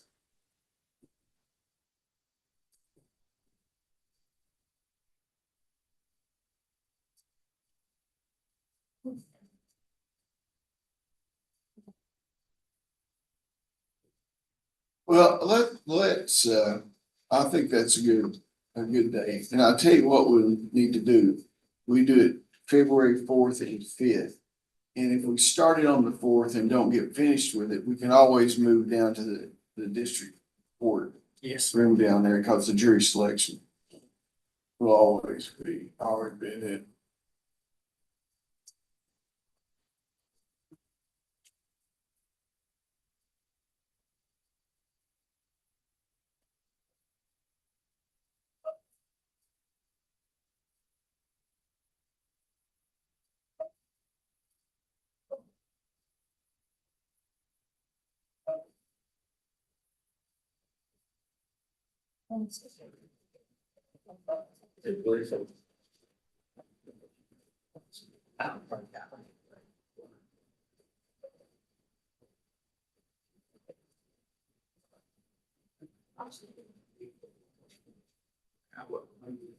The 10th, I can.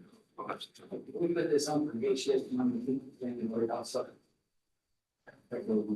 Yeah, that would be perfectly for me.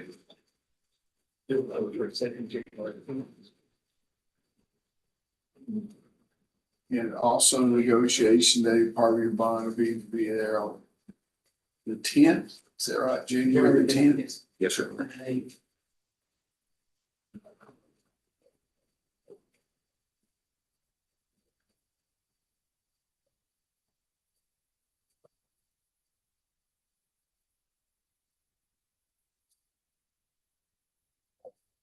Okay. Thank you.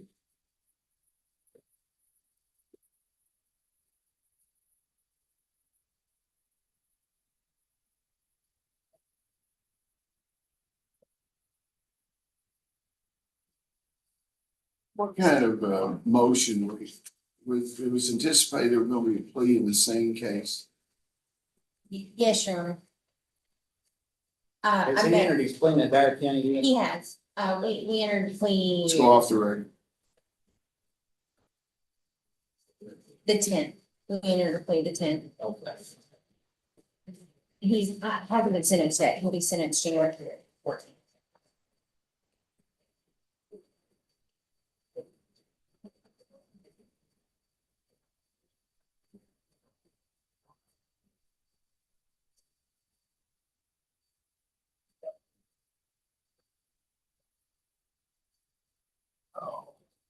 That's about it. That's what we said earlier.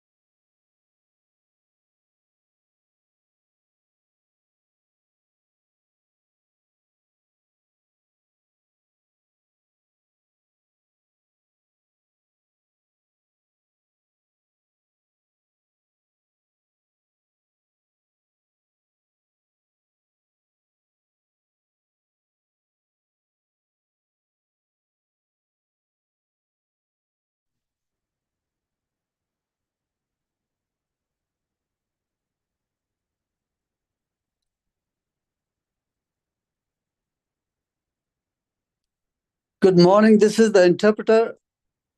I'm actually logged on two different Zoom links. One, I started at about 10:20, and that's still logged in, and it says the judge hasn't started its session. And this one, obviously, I can see you. The judge will be on in just a minute. Oh, so the other link was not correct one? I should sign up for the other link? Yes, I would think so. This is the correct one. Okay, thank you. I'm gonna log off from the other link.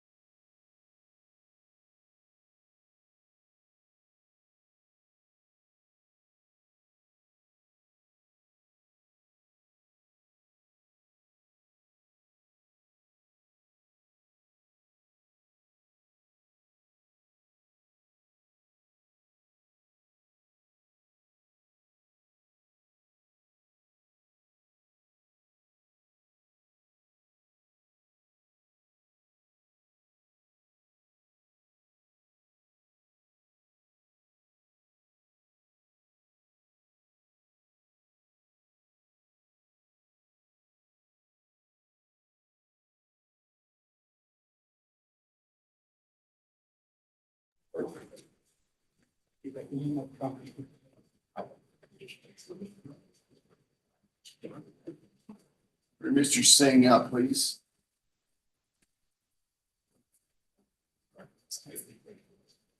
This be a felony.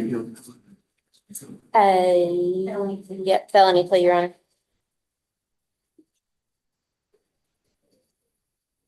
Okay, we'll need to turn this screen around a little bit for Mr. Singh.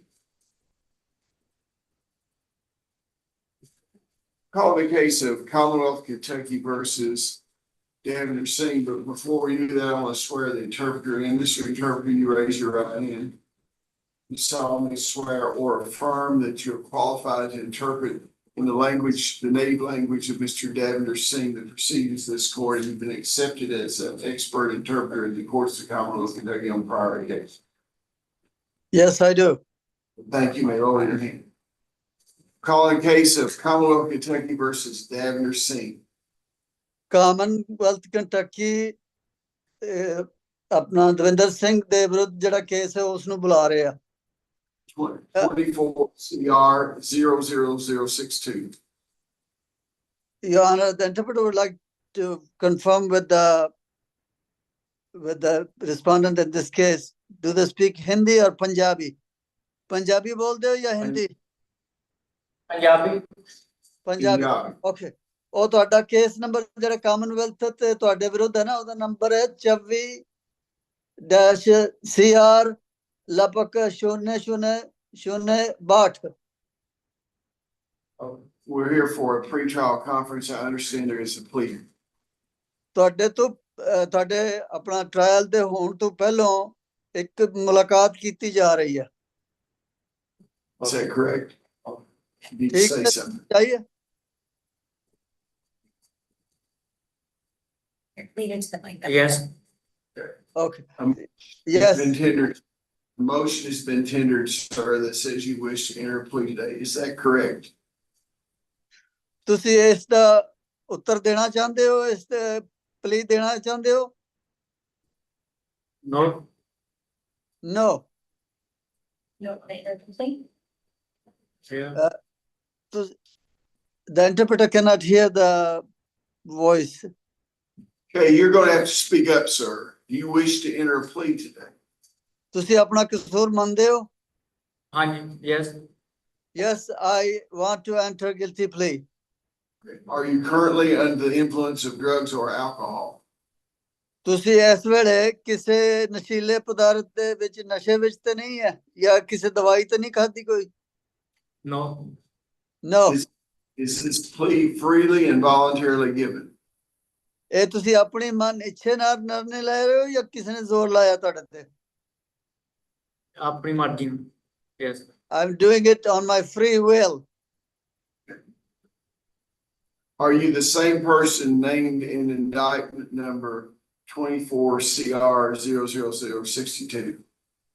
ਤੁਸੀਂ ਉਹੀ ਵਿਅਕਤੀ ਹੋ ਜਿਨ੍ਹਾਂ ਦਾ ਨਾਂ ਇਸ ਮੁੱਦੇ 24 ਲਪਕ CR ਲਪਕ 000062 ਹੈ ਇਹਦੇ ਵਿੱਚ ਤੁਹਾਡਾ ਹੀ ਨਾਂ ਹੈ Yes. Is your judgment impaired today? ਅੱਜ ਤੁਹਾਡੇ ਆਪਣਾ ਦਿਮਾਗ ਵਿੱਚ ਕੋਈ ਖਰਾਬੀ ਤਾਂ ਨਹੀਂ ਹੈ No. No. Have you discussed these charges with your attorney and are you satisfied with her advice? ਤੇ ਤੁਸੀਂ ਆਪਣੇ ਵਕੀਲ ਸਾਹਿਬਾਂ ਨਾਲ ਇਹ ਸਾਰੀ ਗੱਲ ਮਿੱਥ ਲਈ ਉਹਨਾਂ ਨਾਲ ਮਸ਼ਵਰਾ ਕਰ ਲਿਆ Yes. Yes. Have you reviewed the evidence the Commonwealth has against you and you believe you're fully informed about your case? ਤੇ ਤੁਹਾਨੂੰ ਦੱਸਿਆ ਇਸ ਮੁੱਦੇ ਦੀ ਸਾਰੀ ਵਿਆਖਿਆ ਕਰਾਈ ਗਈ ਤੁਹਾਨੂੰ ਇਸ ਸਾਰੇ ਮੁੱਦੇ ਨੂੰ ਸਮਝਾਇਆ ਗਿਆ Yes. Yes. You understand that you do not have to enter a guilty plea today? ਇਹ ਤੁਹਾਨੂੰ ਪਤਾ ਹੈ ਇਸ ਗੱਲ ਦਾ ਕਿ ਤੁਹਾਨੂੰ ਕੋਈ ਮਜਬੂਰ ਨਹੀਂ ਕਰ ਰਿਹਾ ਕਿ ਤੁਸੀਂ ਆਪਣਾ ਕਸੂਰ ਮੰਨੋ Yes.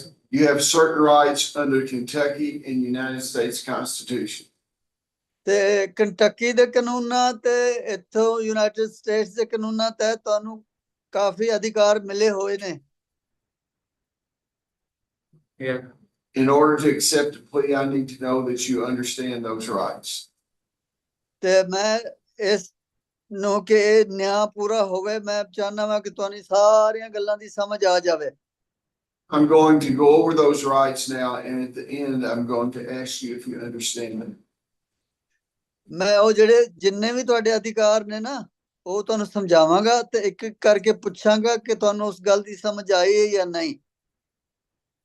You have the right not to testify against yourself. No one can make you say anything. ਤੁਹਾਨੂੰ ਇਹ ਹੱਕ ਬਣਦਾ ਕਿ ਤੁਸੀਂ ਆਪਣੇ ਹੀ ਵਿਰੁੱਧ ਕੋਈ ਬਿਆਨ ਨਾ ਦੇਣਾ ਚਾਹੋ, ਤੇ ਤੁਹਾਨੂੰ ਹੱਕ ਬਣਦਾ ਕਿ ਨਾ ਦਿਓ। You have a right to speedy trial by jury. ਤੇ ਤੁਸੀਂ ਚਾਹੋ ਤੇ ਇਹਦੇ ਵਿੱਚ ਆਪਣਾ ਛੇਤੀ ਛੇਤੀ ਇੱਕ ਟ੍ਰਾਇਲ ਵੀ ਕਰਵਾ ਸਕਦੇ ਹੋ। You have the right to be represented by counsel at your jury trial. ਤੇ ਅਗਰ ਜੂਰੀ ਟ੍ਰਾਇਲ ਹੋਏਗਾ ਤੇ ਉਹਦੇ ਵਿੱਚ ਤੁਸੀਂ ਆਪਣਾ ਵਕੀਲ ਖੜਾ ਕਰ ਸਕਦੇ ਹੋ। You have the right to confront and cross-examine all witnesses called to testify against you. ਤੇ ਅਗਰ ਟ੍ਰਾਇਲ ਹੋਵੇ ਤੇ ਉਹਨਾਂ ਦੇ ਜਿਹੜੇ ਗਵਾਹ ਆਣਗੇ ਸਰਕਾਰ ਵੱਲੋਂ, ਤੁਸੀਂ ਉਹਨਾਂ ਤੋਂ ਪੁੱਛ-ਗੁੱਛ ਕਰ ਸਕਦੇ ਹੋ। You have the right to produce evidence and call witnesses in your favor. ਤੇ ਤੁਸੀਂ ਆਪਣੇ ਵੱਲੋਂ ਵੀ ਗਵਾਹ ਤੇ ਆਪਣੇ ਸਾਖੀ ਤੇ ਆਪਣੇ ਸਬੂਤ ਵੀ ਪੇਸ਼ ਕਰ ਸਕਦੇ ਹੋ। You have a right to appeal this matter to a higher court if you lose. ਤੇ ਅਗਰ ਉਸ ਟ੍ਰਾਇਲ ਦੇ ਵਿੱਚ ਅਗਰ ਤੁਸੀਂ ਕਰਵਾਉਣਾ ਚਾਹੋ ਤੇ ਉਹਦੇ ਚ ਅਗਰ ਤੁਸੀਂ ਹਾਰ ਗਏ ਤੇ ਉਸ ਤੋਂ ਉੱਚ ਨਿਆਲੇ ਵਿੱਚ ਵੀ ਤੁਸੀਂ ਕੇਸ ਨੂੰ ਲਿਜਾ ਸਕਦੇ ਹੋ। You have a right to require the Commonwealth to prove beyond a reasonable doubt that you're guilty of the charges against you. ਤੇ ਉਦੋਂ ਤੱਕ ਤੁਸੀਂ ਬੇਗੁਨਾਹ ਹੋ ਜਦੋਂ ਤੱਕ ਕਿ ਕਾਮਨਵੈਲਥ ਵਾਲੇ ਪੂਰੀ ਤਰ੍ਹਾਂ ਚੰਗੀ ਤਰ੍ਹਾਂ ਮਾਮੂਲੀ ਸ਼ੱਕ ਤੋਂ ਪਰਾਂ ਹੋ ਕੇ ਸਾਬਤ ਨਾ ਕਰਨ ਕਿ ਤੁਸੀਂ ਗੁਨਾਹਗਾਰ ਹੋ। You understand that by entering a plea today, you give up all those rights. ਤੇ ਤੁਹਾਨੂੰ ਸਮਝ ਆਈ ਇਸ ਗੱਲ ਦੀ ਕਿ ਅਗਰ ਤੁਸੀਂ ਆਪਣਾ ਕਸੂਰ ਮੰਨ ਲਿਆ ਤੇ ਜਿਹੜੇ ਸਾਰੇ ਅਧਿਕਾਰ ਤੁਹਾਨੂੰ ਸੁਣਾਏ ਗਏ ਉਸ ਤੋਂ ਤੁਸੀਂ ਹੱਥ ਧੋ ਬੈਠੋਗੇ। I may consider the Commonwealth's recommendation. I may consider the Commonwealth's recommendation, but I may apply any range of sentence provided by law.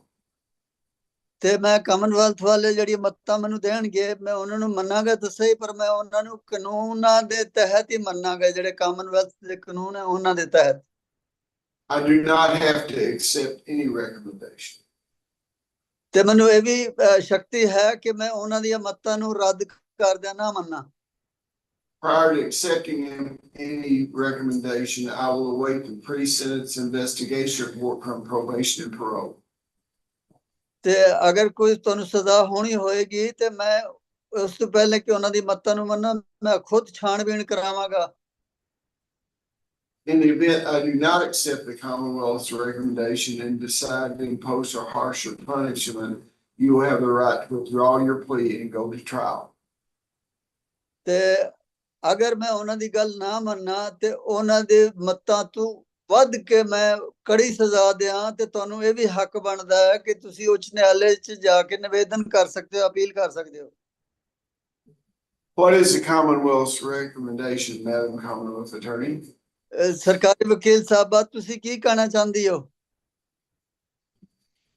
Upon a plea of guilty to possession of a controlled substance first degree, the defendant shall receive a sentence of 1 year to serve. ਮੈਂ ਇਹਨਾਂ ਦੇ ਕੋਲੋਂ ਜਿਹੜੀ ਪਦਾਰਥ ਨਿਕਲੀ ਹੈ ਨਸ਼ੀਲੀ, ਉਹਦੇ ਲਈ ਮੈਂ 1 ਸਾਲ ਦੀ ਘੱਟੋ ਘੱਟ ਸਜ਼ਾ ਦਿਲਵਾਉਣਾ ਚਾਹੁੰਦੀ ਹਾਂ ਇਹਨੂੰ। Upon a plea of guilty to operating a motor vehicle with alcohol concentration of or above 0.08 or while under the influence of alcohol or other substances, first offense, the defendant shall pay a fine of $200. ਤੇ ਇਹਨਾਂ ਦੇ ਕੋਲ ਜਦੋਂ drive ਕਰ ਰਹੇ ਸਨ ਤੇ ਇਹਨਾਂ ਦੇ ਜਦੋਂ ਨਸ਼ੇ ਦੇ ਵਿੱਚ ਧੁੱਤ ਸਨ, ਇਹਨਾਂ ਦੇ ਰਕਤ ਵਿੱਚ ਸ਼ਰਾਬ ਜਿਹੜੀ ਸੀ ਉਹ 0.0 ਆਪਣਾ 0.08 ਤੋਂ ਵੱਧ ਸੀ। ਇਸ ਵਾਸਤੇ ਮੈਂ ਇਹਨਾਂ ਨੂੰ ਜੁਰਮਾਨਾ ਵੀ ਕਰਾਉਣਾ ਚਾਹੁੰਦੀ ਹਾਂ 200। This sentence is to run concurrently with Adair Circuit Court Case Number 24 CR 96. ਤੇ ਇਸ ਦਾ ਜਿਹੜਾ ਸਜ਼ਾ ਹੋਏਗੀ ਇਹ ਉਸ ਦੂਸਰੇ ਮੁਕੱਦਮੇ ਦੇ ਵਿੱਚ ਜਿਹਦਾ ਨੰਬਰ ਹੈ 24 ਲਪਕ CR 96 ਉਹਦੇ ਨਾਲੋਂ ਨਾਲ ਇਹ ਵੀ ਸ਼ੁਰੂ ਹੋ ਜਾਏਗੀ। The defendant shall pay a fine and court costs at the discretion of the court. ਤੇ ਆਪਣਾ Your Honor, the interpreter did not hear the last sentence. Okay, we'll repeat. The defendant shall pay a fine and court costs at the discretion of the court. ਤੇ court ਦੀ ਮਰਜ਼ੀ ਮੁਤਾਬਕ ਇਹ ਜਿਹੜਾ ਮੁਦਾਲਤ ਹੈ ਉਹ ਜੁਰਮਾਨਾ ਤੇ ਇਸ ਅਦਾਲਤ ਦੇ ਖਰਚੇ ਭਰੇਗਾ। The defendant agrees to have any and all drug paraphernalia and contraband disposed of in accordance with the law of the Commonwealth of Kentucky. ਤੇ ਕਾਮਨਵੈਲਥ ਕੰਟਕੀ ਦੇ ਜਿਹੜੇ ਕਾਨੂੰਨਾਂ ਦੇ ਤਹਿਤ ਇਹਦੇ ਕੋਲ ਜੋ ਵੀ ਨਸ਼ੀਲੇ ਪਦਾਰਥ ਹੈ ਉਹਨਾਂ ਨੂੰ ਡਿਸਪੋਜ਼ ਕਰ ਦੇ, ਉਹਨੂੰ ਸੁੱਟ ਦੇਵੇ।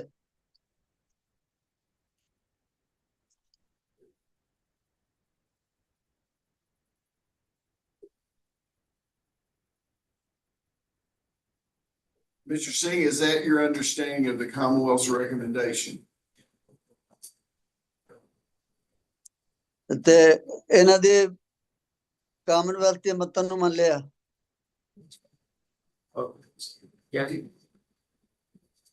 Are you pleading guilty because you committed the acts charged in the indictment as amended?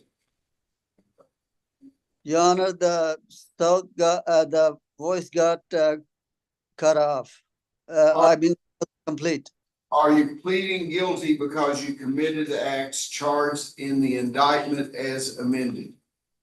ਤੇ ਜੋ ਕੁਛ ਹੈ ਜਿਹੜੀ ਤੁਹਾਡੇ ਤੇ ਦੋਸ਼ ਲੱਗੇ ਨੇ ਔਰ ਉਸ ਨੂੰ ਤਾਂ ਬਦਲਾਅ ਕੀਤਾ ਹੈ ਉਸ ਦੇ ਤਹਿਤ ਤੁਸੀਂ ਮੰਨ ਰਹੇ ਹੋ ਕਿ ਜੋ ਕੁਛ ਤੁਹਾਡੇ ਦੋਸ਼ ਲੱਗੇ ਨੇ ਉਹ ਤੁਸੀਂ ਮੰਨ ਰਹੇ ਹੋ, ਇਸ ਵਾਸਤੇ ਤੁਸੀਂ ਆਪਣਾ ਕਸੂਰ ਮੰਨ ਰਹੇ ਹੋ? Yes. Are you doing so of your own free will? ਤੁਸੀਂ ਆਪਣੀ ਮਨ ਇੱਛਾ ਨਾਲ ਮੰਨ ਰਹੇ ਹੋ? Yes. Yes. Knowing your constitutional rights, have explained that it's still your desire to give up these rights, enter a guilty plea to the charges. ਤੇ ਤੁਹਾਡੇ ਇਸ ਗਿਲਟੀ ਪਲੀ ਨੂੰ ਮੰਨਣ ਲਈ ਤੁਹਾਨੂੰ ਜਿਹੜੇ ਅਸੀਂ ਸਾਰੇ ਅਧਿਕਾਰ ਸਮਝਾਏ ਉਹਨੂੰ ਸਮਝਣ ਤੋਂ ਬਾਅਦ ਤੁਸੀਂ ਨਿਰਣੇ ਲਿਆ? Yes. And to allow the court to fix your punishment within the range as permitted by law. ਤੇ ਜੋ ਕੁਝ ਕਾਨੂੰਨ ਸਾਨੂੰ ਇਜਾਜ਼ਤ ਦਿੰਦਾ ਹੈ ਜੱਜ ਸਾਹਿਬ ਉਹਦੇ ਮੁਤਾਬਿਕ ਫੈਸਲਾ ਕਰਨ ਤੇ ਕਰੇਗਾ।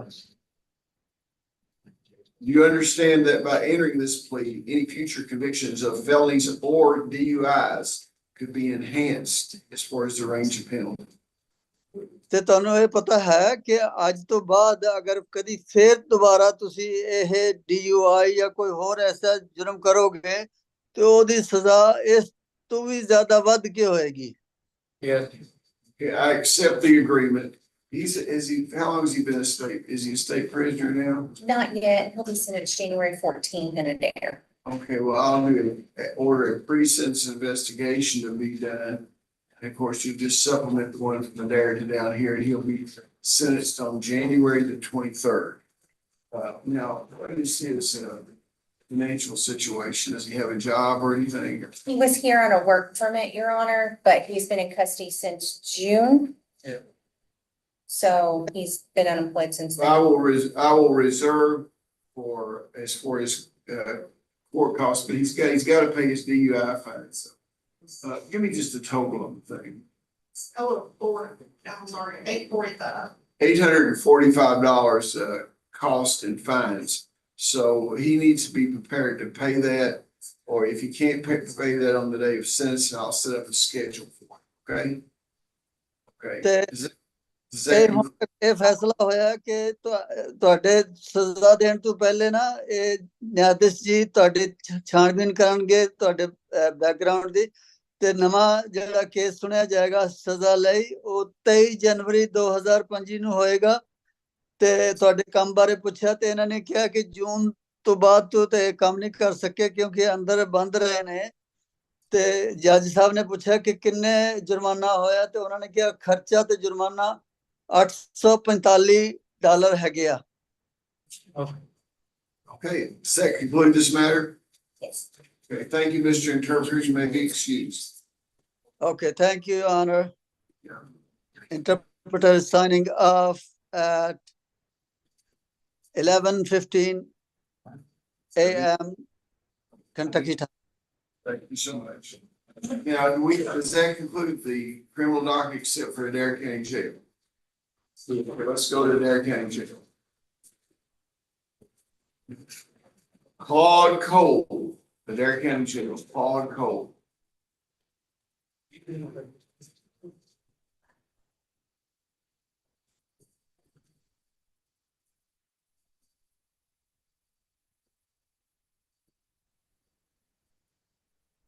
Are you Claude Cole? Yes, sir. And we're here in 22 CR 0009. You were born in 1968. Yes, sir. It's 4 digits, social security number 6795. What does the Commonwealth have in this case? Your Honor, this is a case where Mr. Cole has a possession charge, 3-year sentence. He was at the Dismas Charity House while he's on probation parole. And he was there for 176 days. I guess he liked about 4 or 5 days completing the rehab. Speak up just a little. Okay, and he left and did not report to probation and parole. According to Mr. Joseph Myers, who's unavailable today, that was the probation officer. Judge, I've not had a chance to speak with Mr. Cole about that. I didn't even know he was in Adair jail. How many days have you been in Adair County Jail? 4. How many? 4, sir. And how many days was he short? 4. But the problem, and I've got a lot of sympathy for Mr. Cole on this too. He just come and reported probation and parole, but he kind of went in the wind. But it should be Mr. sanctioned. Cole, let me ask you a couple of simple questions. When can he come to probation and parole? I don't know what county he lives in, Your Honor. What county do you live in? I live in Clinton, He'd report to Carson. Carson Payne. Yeah. I could report to him. As soon as I can get out of here, I could report to him. It's gonna be hard for you to report to him until you get out of there for sure. Do what, sir? I didn't hear you. I'm deciding right now, Mr. Cole, your life is in flux a little bit. I'm gonna let you out in the morning, and this time is gonna be sanctioned.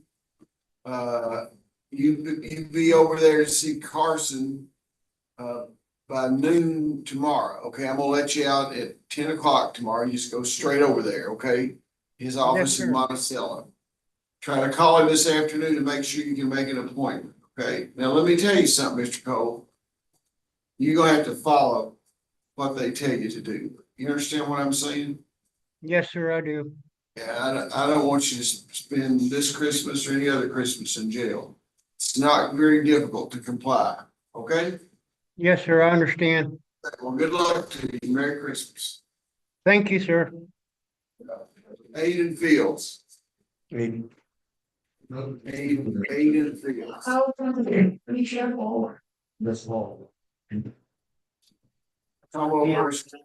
Fields, 23 CR 0051. Are you Aiden Fields? Yes, I am. Yeah, were you born in 1977? Yes, sir. 4 digits of your social security, sir, are 0320. What does the Commonwealth have to say? Your Honor, he has a 3-year sentence on possession because of a probation violation. He was placed in the Cumberland County Specialty Court Program. Since August 28th, he's had 3 positives for meth, missed 2 drug tests, an Odonnell session, and positive for alcohol. Judge, we'll stipulate to those. Okay, well, I will revoke the pretrial diversion schedule pre-sentence investigation report. Sentencing will be on January the 23rd. And if we all try to find some kind of placement or something for him, I'll consider doing something on the 23rd, okay? Thank you, Judge. Thank you. Richard Hawkins.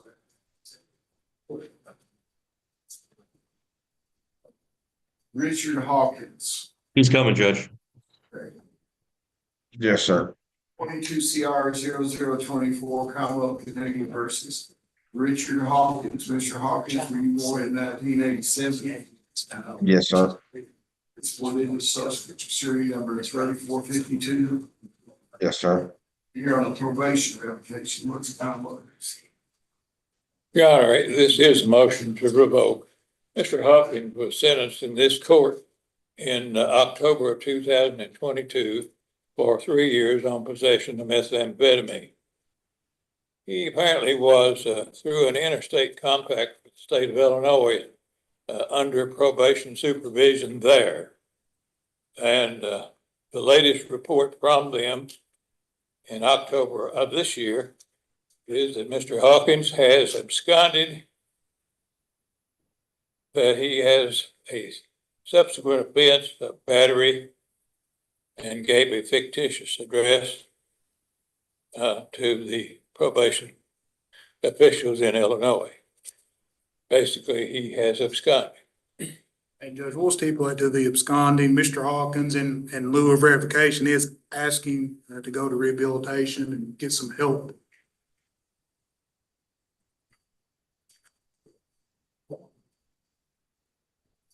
Well, considering it's a regular absconding sort of thing, I can't do that this time. So I'm gonna go ahead and revoke his probation and place him into custody, and maybe when he gets, after he gets classified, he can get some help where he's going. Yes, Judge. Thanks very much. Jason Hooks. Look.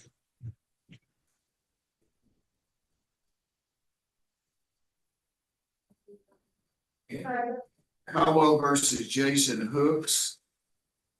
24 CR 0047. We're here for sentencing today. Mr. Hooks, have you had an opportunity to look at the pre-sentence investigation report done by probation and parole? No, I haven't had a chance to look at it. I don't have a copy of it. Okay. But my lawyer told me.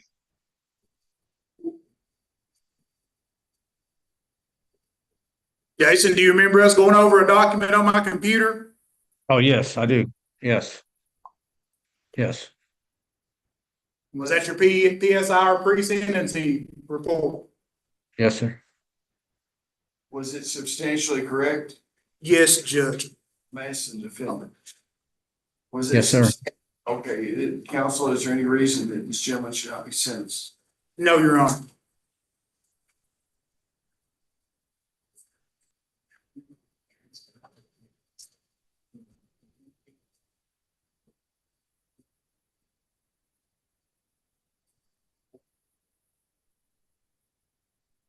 I don't have the second page of the plea agreement here. Could you come here and look at this, see if I looked at this wrong?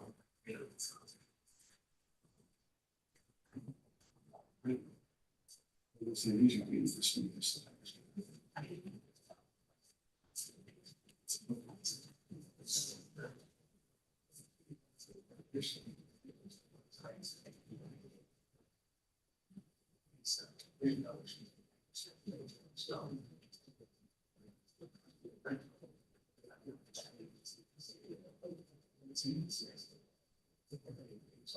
Okay, let me ask y'all about this. Why was this firearm charge dismissed? Judge, if I may, this was one. Is the Commonwealth. This is the case where he was co-defendant with Miss Ramona Bird. He was in Ramona Bird's vehicle, and it was a little .22 pistol in the glove compartment. Miss Bird claimed it was her gun. The officer in this case, I had him go fire it, and he said it was so uncomfortable to fire. It was such a small gun, he believed it was a woman's gun. So that's the reason I dismissed him. Okay. On plea of guilty, possession of controlled substance, first degree, the offense shall receive a sentence of 3 years, probated 5 years, supervised. He shall serve 90 days in jail in addition to time served on home incarceration. He shall receive credit for time served. On plea of guilty, driving under the influence, he shall pay a fine of $200 for court costs. He should be referred to social clinics and follow recommendation. What's the total cost? $850. $850. You're gonna need some time to pay that, sir. Well, I can't pay it while I'm in jail, but when I get out, I can pay it. Look, man, I've had a long day. I'm just asking you if you need some time to pay it. Yes. If you don't need some time to pay it, I can throw this plea agreement away and he can be tried on a gun charge or whatever you want to. Now, you gonna cooperate with me here? Yes, Okay, do you need some time to pay it? Yes. yes. I'll let you pay it at $100 a month, your first payment due 30 days after you're out of jail, okay? Now, when you entered this plea, you knew that this plea on the DUI could be enhanced if you get another DUI, is that correct? Yes, sir. Okay, and you know the felony charge could be enhanced too, correct? Yes, sir. Okay, thank you very much. And when is he to be released? After he serves his 90 days. He's got 90 days from this date to serve. Judge, I believe it was from when he was I think he pled, gets, because I think he gets. You got 25 days in today. Yeah, I want to make sure you get your 25 days credit that you got at this point. So you get, so 90 days, you get 25 days credit. Okay? Okay, very much. It's supposed to be 35 days. Does he think, he said he thinks he has 35 days, is that right? No, when he turned himself in, today makes day 25 on the 90 days that, because the police says, okay, it was 90 days in addition to. Okay, the 90 days started on the day you plea. Okay, if those other 10 days aren't lost, there'll be good time if you ever have to do a serve that, okay? Thank you very much. Let's see here. Dewey McCoy.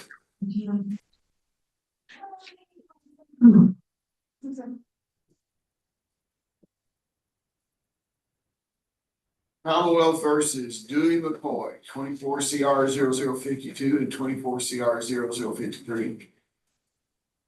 Good day, Mr. McCoy. Hey, Your Honor. You were born in 1982 and the last four digits social security number 4837.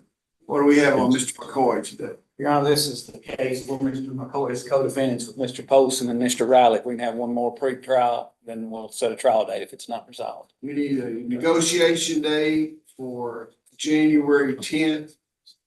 Next pretrial on the 23rd. Your attorney will be able to talk to you about that, okay? Thank you. Okay, thank you very much.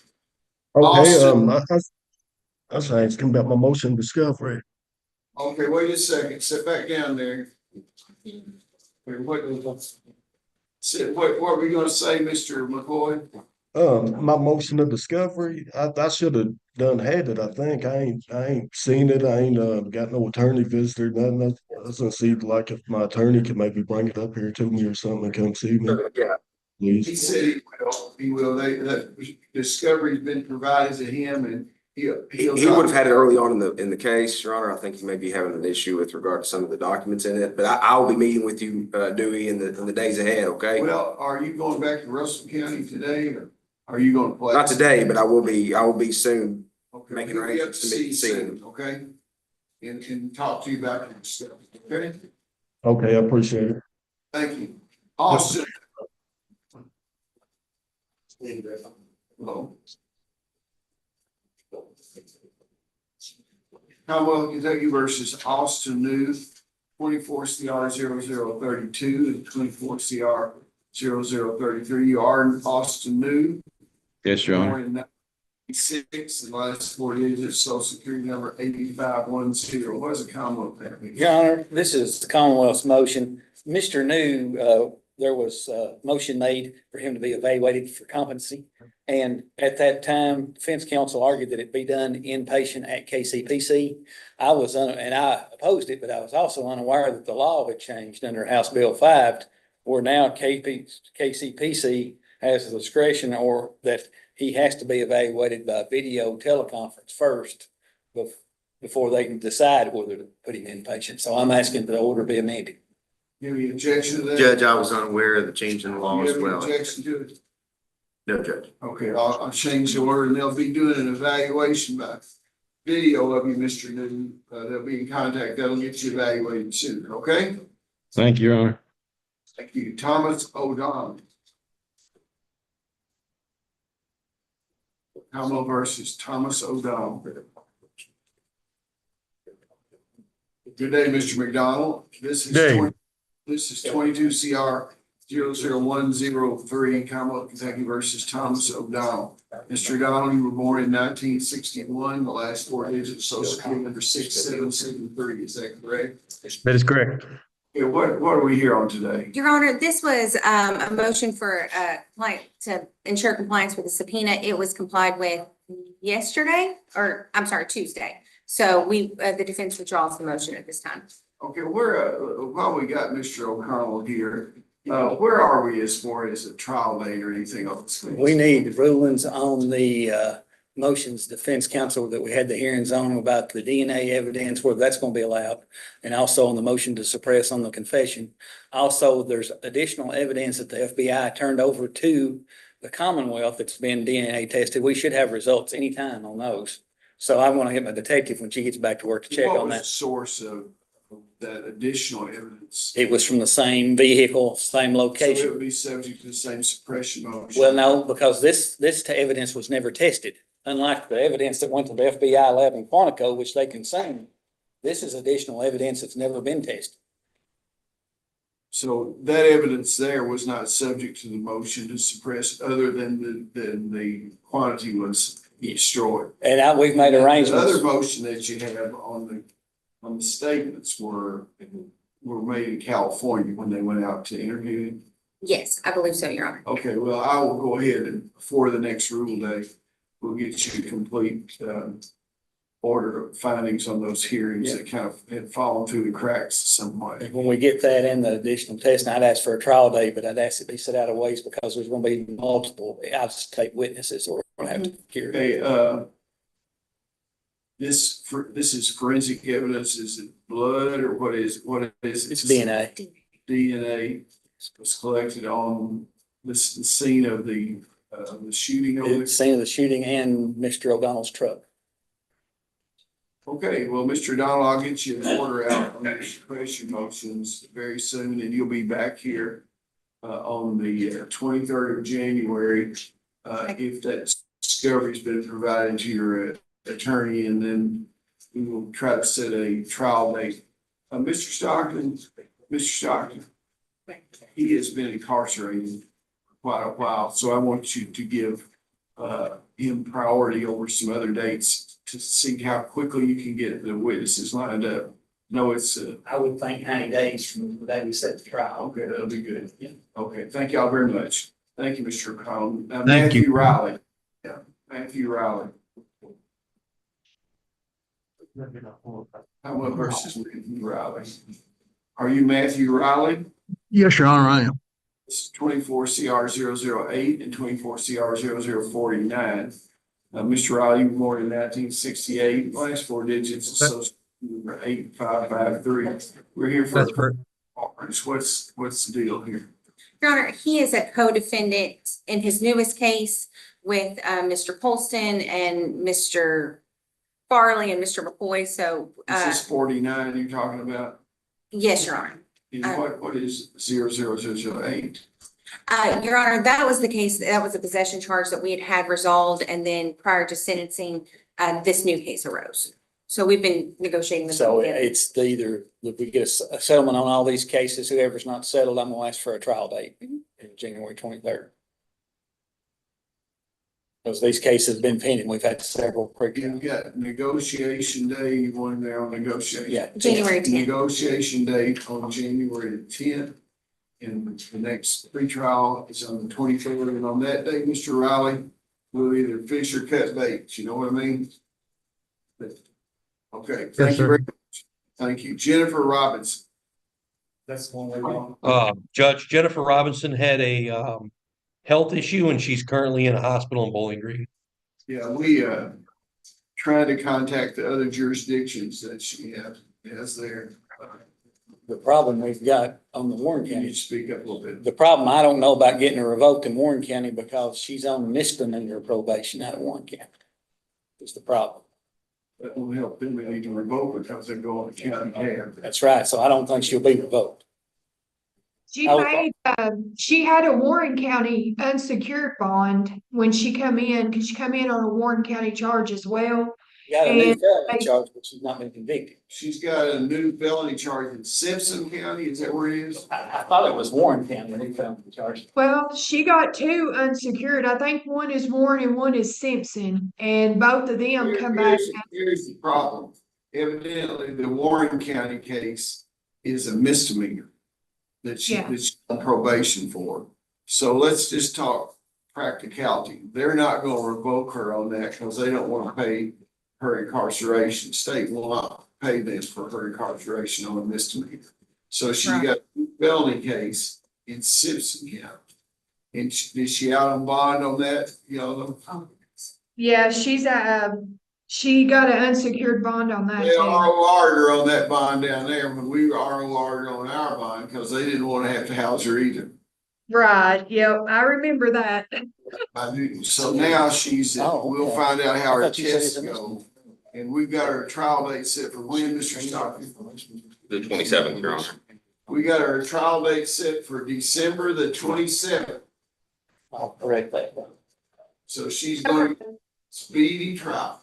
Yeah, I want to correct something on the record too. I misunderstood Mr. Garner. She is on felony probation out of Warren County. Well, they might revoke. And I'm going to attempt to call the Commonwealth Attorney on that. Well, we're gonna try to see if the Commonwealth Attorney wants to revoke her and more. It wasn't felony probation, not misdemeanor. Okay, so she got a trial set for the 27th here, and she's subject to being revoked. If she gets revoked, Mr. Stockton, if she gets revoked over in Warren County before. I doubt they'll have court. Well, I That's doubt what it. he's doing. This Hope spray, you know, Yeah. it does. I'm just telling you. Okay. Okay, thank y'all very much. For her. Now we got Dennis Spears. Are we going to arraign her from the hospital or do Is she anything? on the line? I'm just curious how we can have a trial if we don't get her arraigned. Get her appointed law. Well, is she on the line? They're supposed to have her on the line. You did the election on every case, so. No, we changed it. We changed it to the Belgian. So I need to try. Can somebody call the jailer to see if whoever he's got over there can get her on the line? Where, can y'all get Thomas J on the line? Is he still here or is he gone? He's got. Christie's speaking on that, so she could like that. Christie, Kirby. well, I thought she was. Oh, I was gonna show you. It said. Miss Curry, who is up there with Jennifer Robinson, you know? Chrissy just stepped out. I believe it's Ken, isn't it? Yeah, Ken's up there with her right now. Could you get somebody to get on your phone so we can send them instructions on how to get to Zoom? We were supposed to have already sent somebody up there some Zoom instructions. Yeah, give me just a second. Okay. Dennis Spears, Commonwealth versus Dennis Spears. 24 CR 00088. Are you Dennis Spears? Yes, Your Honor. Okay, you're here for the purpose of arraignment.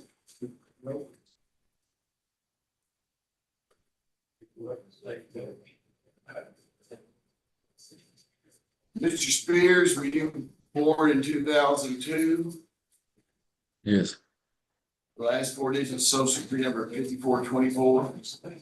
yes, sir. You're here, you're represented by the Office of Public Advocacy, is that correct?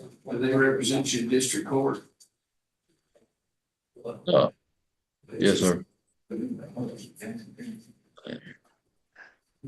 This is Mr. Dennis Gavin Spears on the line here. He's charged with assault, first degree. He just identified himself. You acknowledge his identity. Proceed to indictment, waive formal reading and arraignment, enter plea not guilty, reserving all pre-trial motions. Yes, Your Honor. Okay, set a negotiation date for January the 10th, for the next court date for the 23rd. Now, Mr. Jailer Brown, we're trying to get Jennifer Robinson back on the phone so we can do an arraignment on her. You got somebody at there? iPhone. Well, wait just a minute. Okay, we don't have any, let's go off the record just for a second. You need to talk to the Commonwealth. What we got? No, I'll leave that true. Okay. Well, I'm waiting. Is it about Jennifer Robinson? Yeah. Okay, then you need to come up and tell them from. Here, wait a second, come here. What?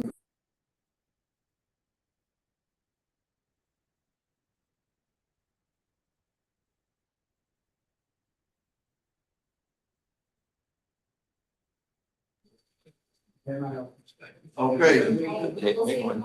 Have you got somebody up there with a phone? Yeah, I got a call. We finished with Dennis Spears. What's going on here? Things have gone awry here. We're finished with Dennis Spears. Is that pros in there?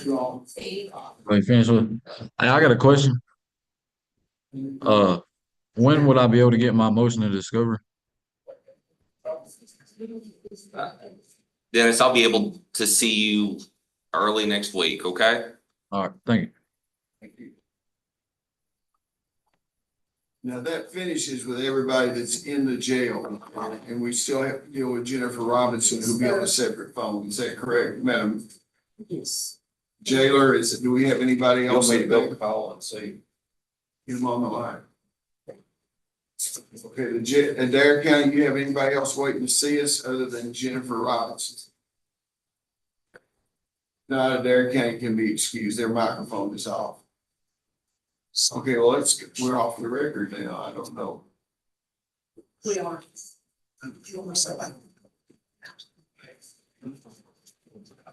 Well, we'll just stay off the record till we get her online.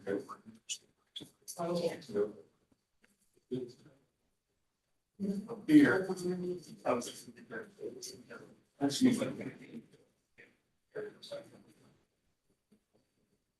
The Poston.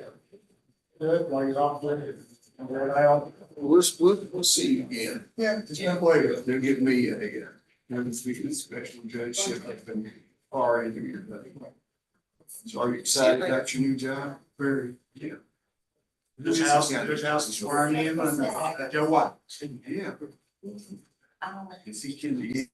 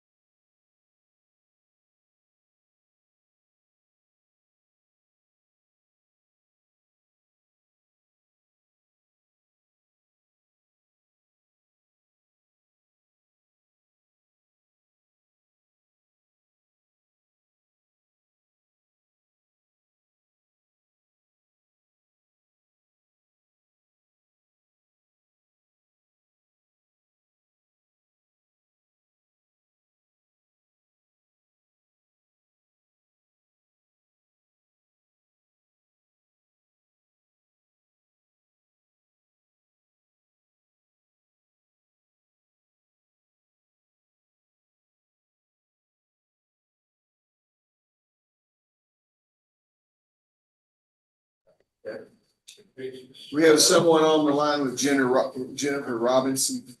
You turn your camera on. Your microphone and your camera.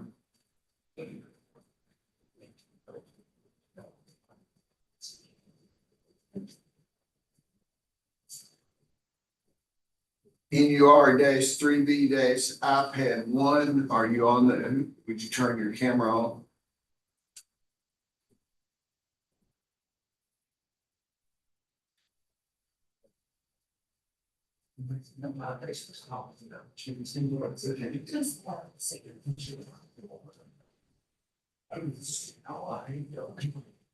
Ken, are you there? Are you guarding the prisoner Jennifer Robinson? Somebody with Jennifer Robinson, they need to turn the camera on. I'll call. Thomas J's coming.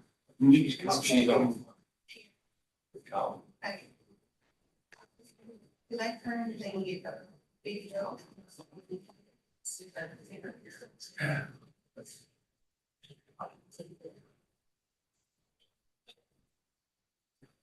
He's unchangeable. He's doing it right now. Hold on, hold this. I'm illiterate when it comes to this. There we go. Okay. I don't know what to do with this thing. I don't know what Camera to on. This is Commonwealth of Kentucky. Jennifer Robinson, Ms. Robinson, can you hear me? do. Yes, Can you hear me? yes, where are you? I'm right here. I don't see you. here. We're on 24 CI 0041, a pretrial conference, and 24 CR 0081 for arraignment. The grand jury, you have a right to. I don't want no grand jury. I want to resolve. Quiet just for a second, Ms. Robinson, okay, and then I'll let you say something if you want to. The grand jury of Cumberland County has returned an indictment charging you with bail jumping in the first degree and being a persistent felony offender. Your attorney is here present in the courtroom. He did acknowledge Ms. Robinson's identity. Yes, Your Honor. Received indictment, waive formal reading and arraignment, enter a not guilty plea on her behalf. Okay. Yes, Your Honor. Now, what the Commonwealth is wants to schedule a trial for Ms. Robinson. What is that date? No, December 27th. December the 27th. We've scheduled a trial. What's the charge? on Bail jumping and persistent felony. on bail jumping. So your attorney will be to see you. I can't resolve this today.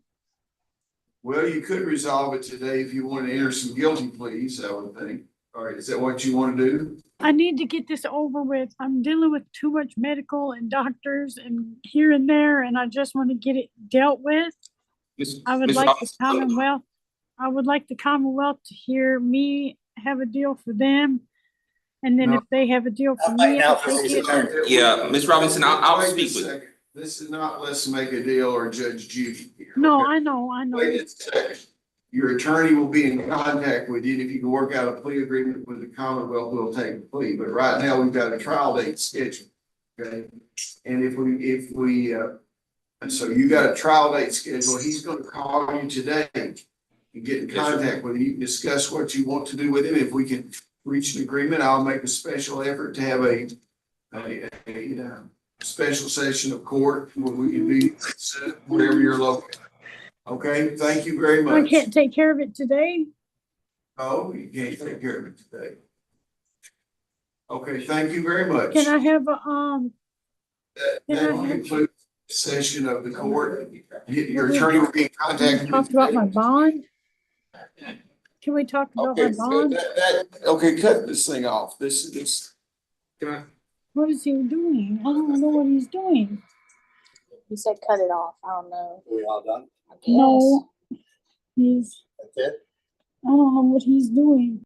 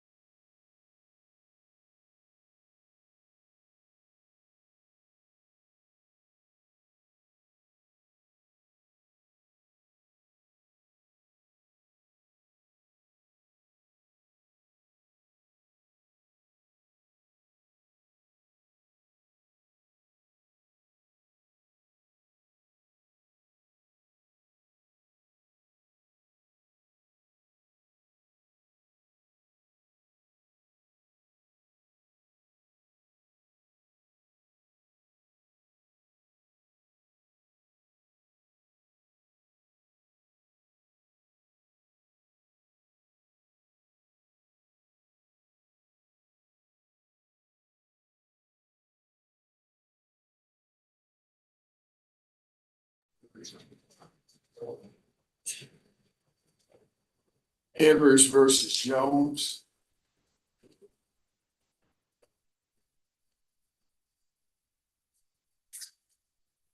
Judge, they are paying well, asking for the court to review the matter, May 22nd. Drawing the motion. Yes. Sites versus Calgill. Also paying well at this point, ask the court to review that on the February date. I think it's February 27th. Reinersman versus Reinersman. Don't expect anybody here on that one. That's our motion for contempt. Mr. Reinersman has an arrearage of $2,954 dollars. Is this an out of state Yes, it is. collection? Is he a resident here now? Has he been served? He has. He is before the court, has been served and was sent notice. And I believe he's been in communication with our office, although I don't expect him to be here today. What did he say? I haven't talked to him this time on this case. It's been about 4 months since I talked to him. He is aware of his case down here and he was served and we sent him notice. What do you want to do with it?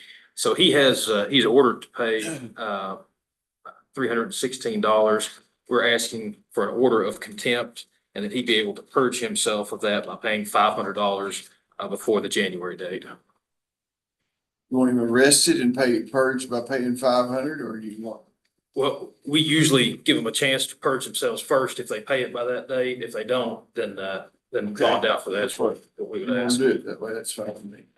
Carver versus Carver. Made a payment and just asking that be reviewed at the February date as well, 27th. You got something going on this? No, we're on the same page. We talked about it yesterday. Okay, good. All on the same page, I'm on the same page. All on the same page.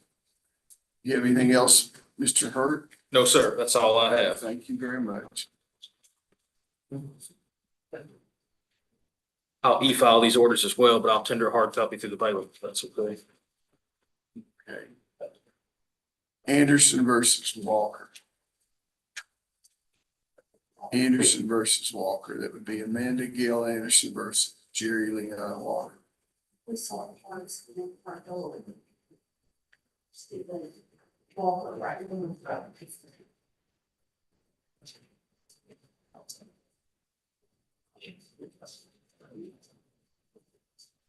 Angie Cass. Since Mr. Walker, who represents you? I think I be retrieving her. Who represents you? I don't have an attorney, so. That's great. Okay, so you got it. We'll just have a seat, have they come here. Be the file.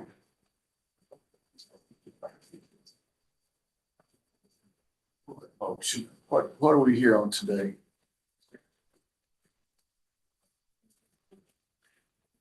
Hey, where's your attorneys? She said be here at 1:15. Okay, well, let's just call it back up at 1:15. Okay.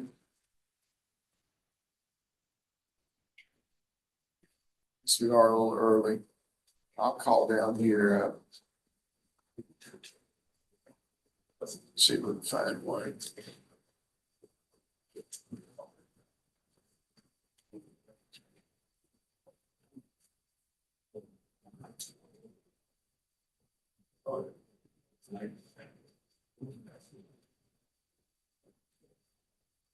Ms. White, you have Kerr versus Kerr. No, I'm no longer in that case. I think Ms. Capps represents the petition and You're still listed, so that's the reason. David Cross not here. looks like he's on the committee. I don't know if that's him. Yeah, where it is. David Cross is here, Your Honor. What case are you calling? I've got Nethery and I've got Deshaun v. Spears is all I've got. Deshaun v. Spears. Let's see if the party's there. Mr. Lavitz. Yeah, Lavitt's office called our office and said that he had surgery. Oh. So would you like to put that off for a month? Yes, let's just bump it out. I hope there's nothing serious, you know. We all like Ted. I didn't, because of privacy issues, I didn't inquire as to what. We all like Ted. Some of us like him more than others, but Calling yourself, what's your other case that you have? we've got the Midland versus Nethery. I had that already passed that. It's Mid-South Capital Partners. Mid-South, I'm sorry, yes. Is there anyone else on this? Yeah, Plaintiff, Your Honor. Go ahead and make your. Your Honor, it's my motion. Yeah, go ahead. Okay, what happened, Your Honor? The court's familiar with the Nethery boys, and this was Nathan, and Nathan had a judgment against him for several $1,000s. We, back before Mr. Jones got in this case, we negotiated with Mr. Patterson, I believe it was, and we paid him $1,000, wrote him a letter, and that letter set forth that we would be contacted or notified when this thing needed to be brought back up. Well, what they did, Mr. Patterson failed to notice us on the motion for judgment, and there ended up being a judgment order of sale on this, and we barely caught it in time. So what we had to do is just pay the master. We paid the plaintiff in full, and we paid $3,000 some odd in master commissioner's fees, costs, etc. Now, under the civil rules, they didn't have to notify me because I had not filed an entry of appearance. We had not filed an answer. But what we were doing, we had negotiated and they had correspondence. And we assert, number one, that Mr. Patterson was obligated on the behalf of the plaintiff to contact me or notice me. And number two, as a result thereof, they need to repay us back all these commissioner's fees. This is something that we feel pretty strongly about. And Your Honor, I filed a written response on behalf of plaintiff. I attached email correspondence between former counsel Mr. Patterson and Mr. Cross to that response. And I think that does show that they attempted to contact Mr. Cross. Mr. Patterson certainly did email him after the $1,000 and the letter. And, they just didn't receive, they were told. Who ended up getting $1,000? Your Honor, we paid that $1,000. Cross, wait just a second. Okay. Sorry. Who ended up getting $1,000? That was paid to plaintiff. It didn't pay off the total amount owed to them. It just. So did you reduce the judgment by the $1,000? Absolutely, Judge. Hey, Mr. Cross, what do you have to say about that? Well, I say that they were still obligated by having correspondence to us to A, notice us, or B, send us some sort of copy of the motion, because when we got that, Your Honor, and the courts represented people basically pro bono on this stuff, people that don't have money to pay. Not intentionally, I didn't represent people. Oh, well, anyway. But we feel like that they dropped that Mr. Patterson, not Mr. Jones, Mr. Patterson dropped the ball. And the problem is unless you can give me some authority, I don't see whether they had any legal obligation. They might have had a moral obligation of former counsel. They say they complied with that. So I don't see where I have any authority to hold back those funds. Now, and just as a good faith, would you think your client would be willing to send Mr. Cross's client back $1,000? Your Honor, the $1,000 has already been credited towards the judgment amount. So, well, I know. I understand that. The $3,000 is what they had to pay the master commissioner, and I was just offering a compromise on the thing. You don't have to do it because I'm going to rule in your favor. But it would appear to me that it would be a matter of showing some good faith to send $1,000 back. If you don't want to, I'm not going to order you to.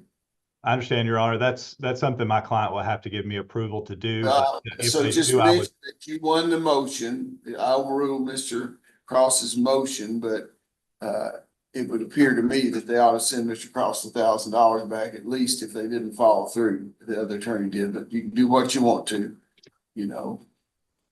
That'd be fine. Thank you, Mr. Cross. Thank both of y'all. You Thank you, submit an order denying Mr. Cross's motion. Thank you. Mr. Cross, you have anything else? Don't believe I do, Your Honor. Merry Christmas to all. Merry Christmas to you. Yeah. Yeah, let's go back to the beginning of the docket. Anderson versus Walker. Attorney's here now.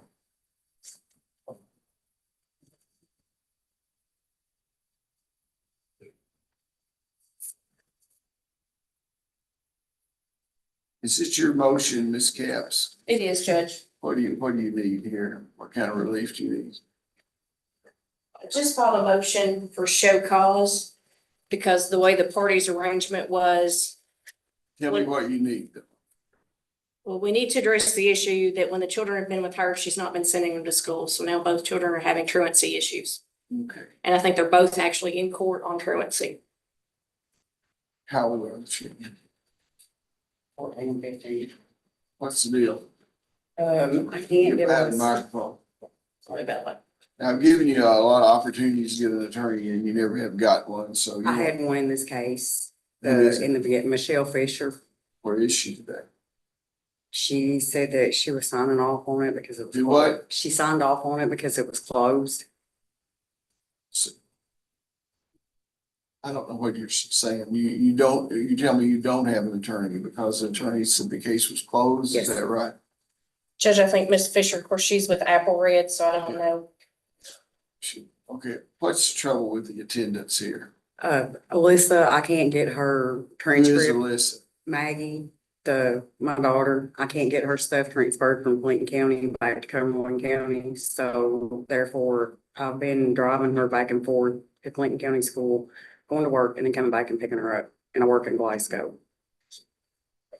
That's one of the children. Mhm. What about the other child? How old's the other child? 15. Well, and they're here in school today? I brought him with me. She has a doctor's appointment and he's going back to school after court. Okay, what do you have to say, Ms. Capps? Judge, of course, through the agreed order, the daughter, Alyssa Walker, was supposed to be residing with my client, and the son is designated residing with Miss Anderson. And so I don't understand the aspect of she can't get the child to school in Clinton County because it was agreed that the child could come to visit, but her residence was in Clinton County. And so when it was time for the child to come back to my client to go to school, she wasn't sending the child or making her come back. And I'm not certain. I mean, I understand these are teenagers, but they're also teenagers that don't have their own mode of transportation.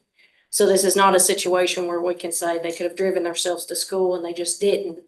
It's a situation where they're not being held to get What, up. are they in district court for truancy or are you Yes, sir. there for not sending them or what's? Yes, sir. I went yesterday in Clinton County to court and it is been continued to February so that I can get her changed school.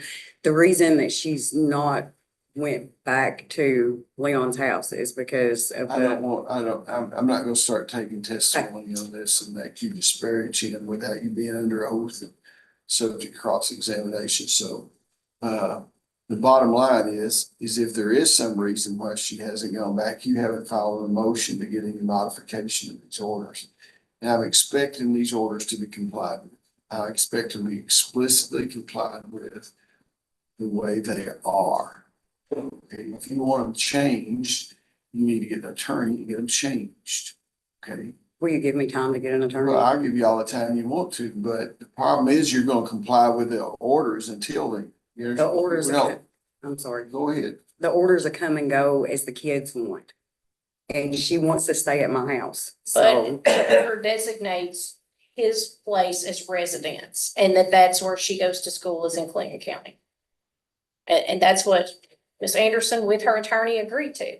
The child's residence is with my Did client. you agree to her to be in a Clinton County school? then you gotta either make some arrangements to be here over there on attending school regularly. And what about the boy? His residence is with Miss So Anderson. you have no, is he not attending school either? He's not attending school. They anymore. both here, bring them up.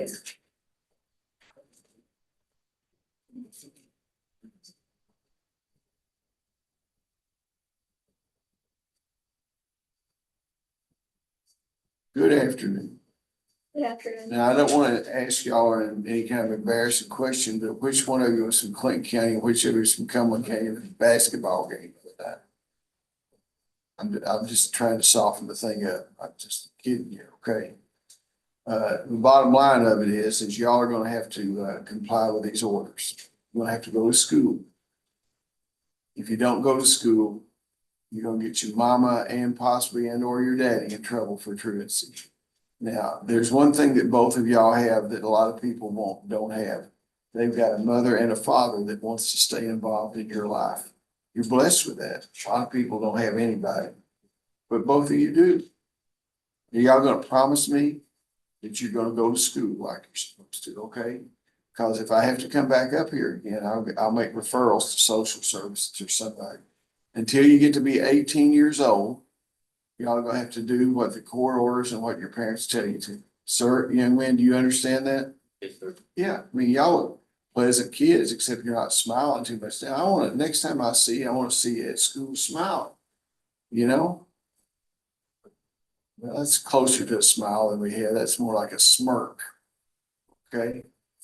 Okay, well, we made some progress. I'm gonna order you to pay $150 attorney fee for this motion being brought here today. That's not probably as much as Ms. Cap's charges, but it's something.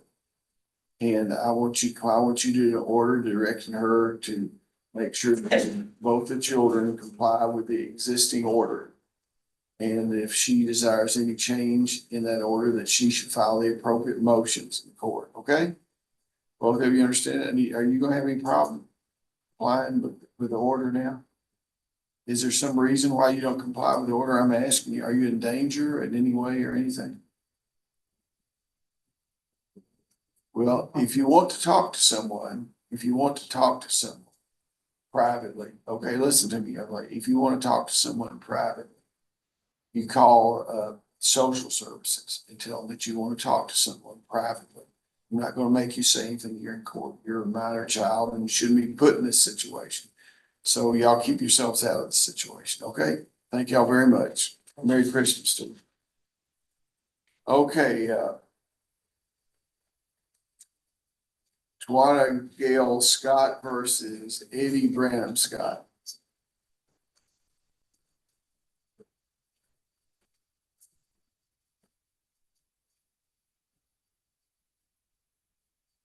Okay, what are we doing here? And Judge, I had filed a motion asking the court to enter the proposed order. Now, we have showed that we emailed you, our staff lawyer emailed requesting proposed order on December 29th, February 22, February 4th, 23, February 27th, 24, March 18th, 2024, and 3/29, 24. Judge, I thought I had emailed that to Ms. Thompson, and then when I looked in the court record, it's not officially filed, they're e-filing, so I went ahead and e-filed a copy. So is there any change in the order that you previously? No, proposed? other than I've updated, the only thing that's changed is I updated the 24 CR01 to reflect where he has a pending felony indictment for flagrant non-support, and there's an active bench warrant. Okay. And then I had Miss Ray come today so the court would have testimony if you need to under oath to testify about his contact since those time periods. I don't really think I need that to enter orders that have been proposed already. Okay, thank you very much. Kerr versus Kerr. Parties here yet, Ms. White? You're not involved in this case, right? No, it's Ms. Caps. Kerr versus Kerr. Ms. Caps, are you involved in Kerr versus Kerr? Yes, Judge. Go ahead and mark Ms. White off the distribution list and everything. I guess she withdrew it. Who you represent, Ms. Caps? I represent Ms. Michaela Kirby. Mr. Curry, do you have an attorney yet? Oh, I think we were here last, was it last rule day we were here, or was it 2 rule days I ago? think it was in October, Judge. Yeah, go ahead and tell me what you need. And of course, we're here today for review to see if the parties had started family therapy and to see how the therapy was going. We had some issues with getting a counselor lined up. My client and Mr. Kerr have communicated. She set up an appointment for the children, gave him the information, and he advised that he was going to go somewhere else. I think they've had some text Tell me messages. exactly without, he said, what do you need? We're just here because the court told us to come back and review to make sure they had started family therapy. The issue that we have And is he won't start there. he has not started with interest, no. Okay, Mr. Kirk, what's the problem? Because I choose to go to Odonnell where my insurance is accepted, Well, that's And- not, okay, that's. and they won't allow me to. What's wrong with the doctor? Judge, I don't know that Odonnell does the family counseling, and she had already called, scheduled an appointment. She looked at Odonnell as an option. It was a cheaper option to do in trust, and they can go to the school if they need to with the children. So it prevents them from having to take the children out of school for any therapy So sessions. that they would interest do. has a working relationship with the local school. Yes. How much is it gonna cost him? I'm not sure on what he's talking about for the insurance, because I'm sure he has state employee insurance, which would be the same as my client. And if they're accepting her insurance, I don't know why they would deny his. I called and they said that they do not accept my insurance. Who does? Interest? Interest, Well, yes. You both have state insurance. That's Well, just what they told I know, me. well, maybe they're wrong. Maybe they do. Maybe you need some help with that. Because I called the Somerset office and they asked me what insurance I had, and I told them. And then they said that I'm not in their network for insurance purposes. Did you contact the Berkshire office? Because they may be in a different network if it's They- Somerset, but I would think. The number I received sent me straight to Somerset to the main Well, office. why don't y'all just step out of the courtroom with them and let Ms. Capps call them? And down at this local office and see if they'll accept it and then come back in here. If they do, we're good. If they don't, we'll have to work through it. And that was my only problem, Well, Judge, that's, is we're trying to solve the problem. where they wouldn't accept, said they wouldn't accept my Trying to insurance. solve the problem. You step out, and I'll pass over in your system. You go out there with him, Mr. Kirby. Thank you. Ray versus Ray, be renoticed. Okay. Kohler versus Kohler. What? I'll pass over that case. Psycho Land Holdings LLC versus John Russell Key. That's my motion, Your Honor, just to dismiss all parties in this. Everybody's been paid and we're just looking to sort of clean the docket up on it. Okay, submit an order. Thank you, Your Honor. Discover Bank versus David Collins.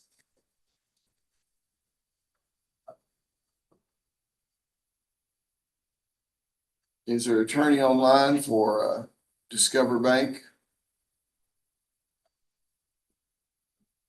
Who's the attorney list? See what his address is. Richard Alphen, are you on the line?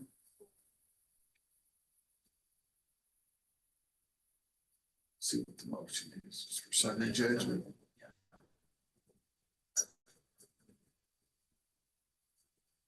Are you Mr. Collins? Yes, I am, sir.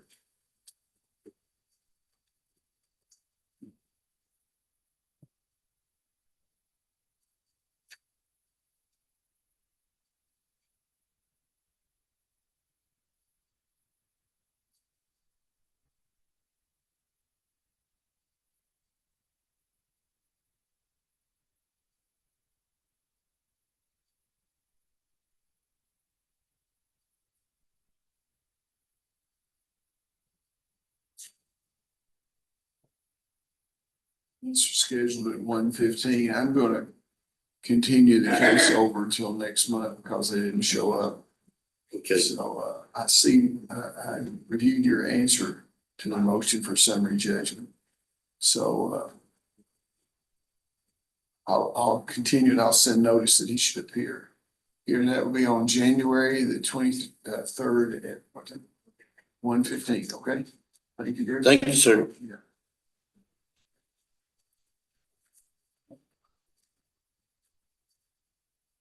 Garner versus Garner.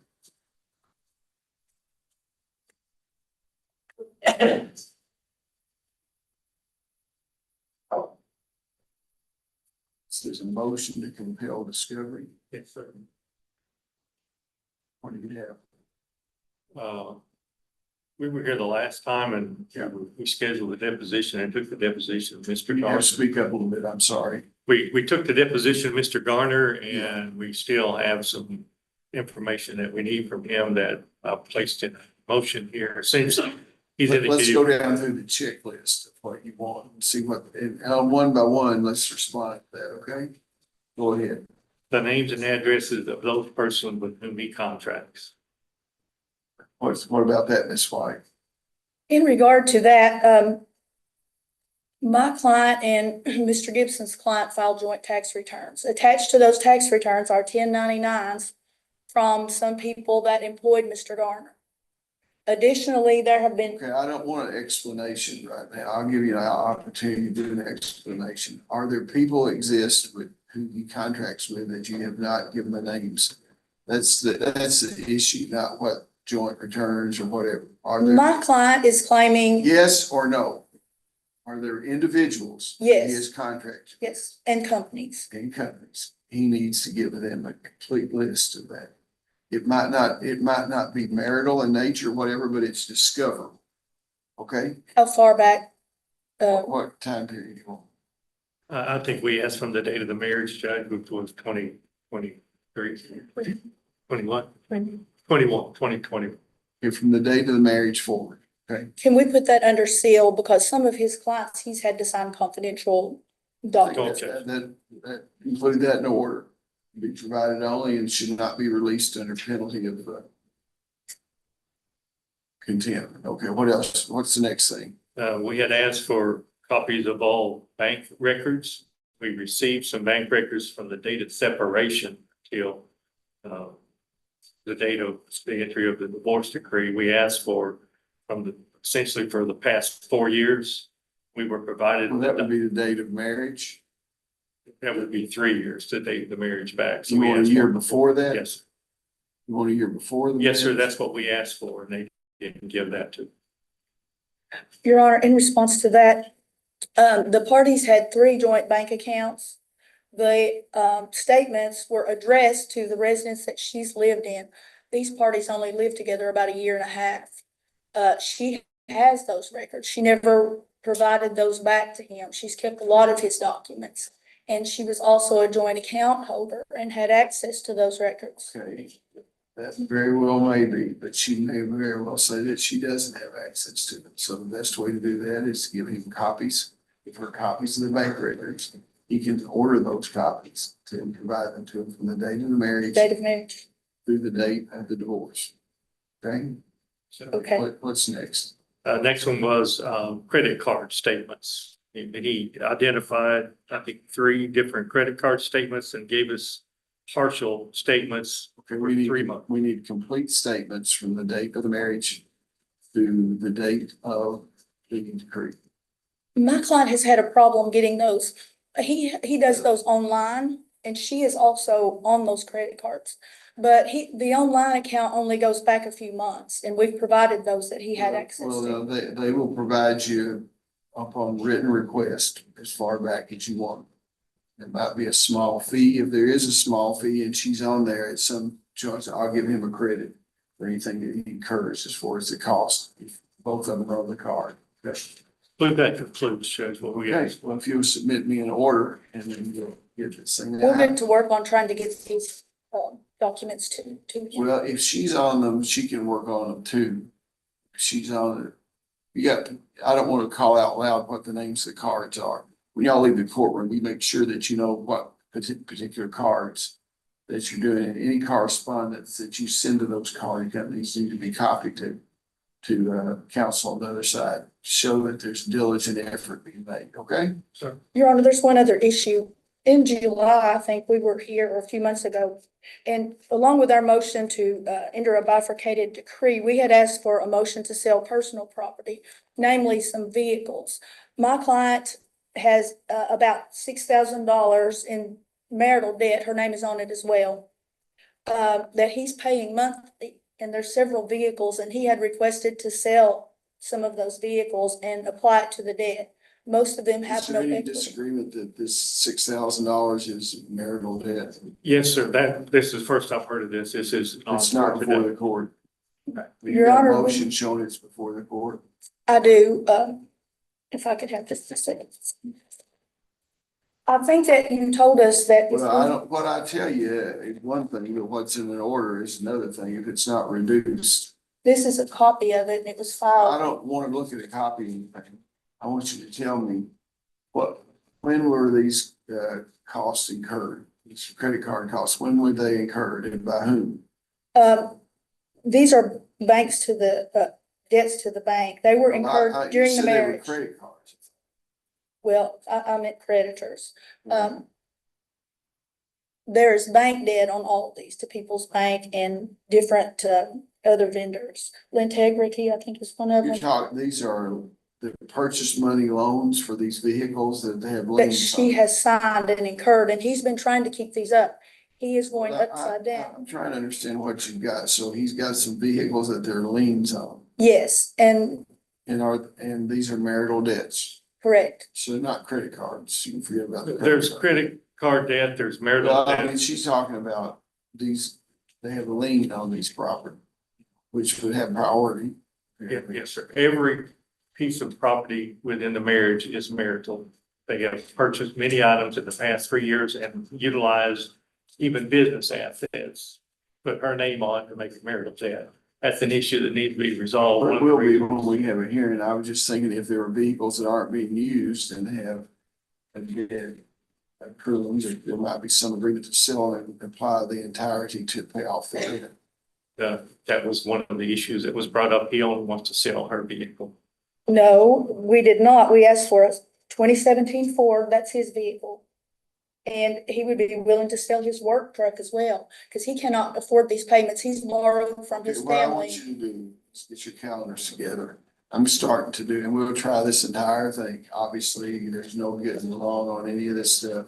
So we can try, you got all, after y'all get this discovery finished, I will advance this on my docket and send it on the day of it. I'm gonna start probably doing one day a month in each one of the counties. Since I don't have a commissioner any longer, we'll sit and try it. So you get, if you want any of this stuff done, that'll give you an incentive to satisfy these discovery things. And we'll get the discovery done, I'll try it.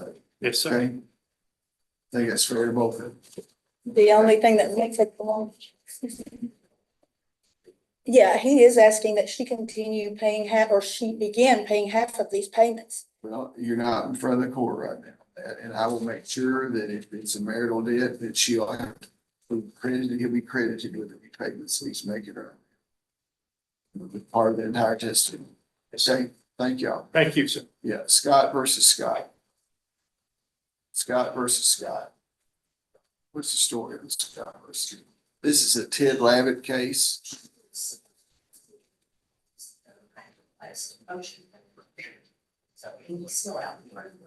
Did you go see Miss Capps? Yes. Did she represent you? Yes. Okay, well, we'll wait to call her case back up, okay? Thacker versus Brooks.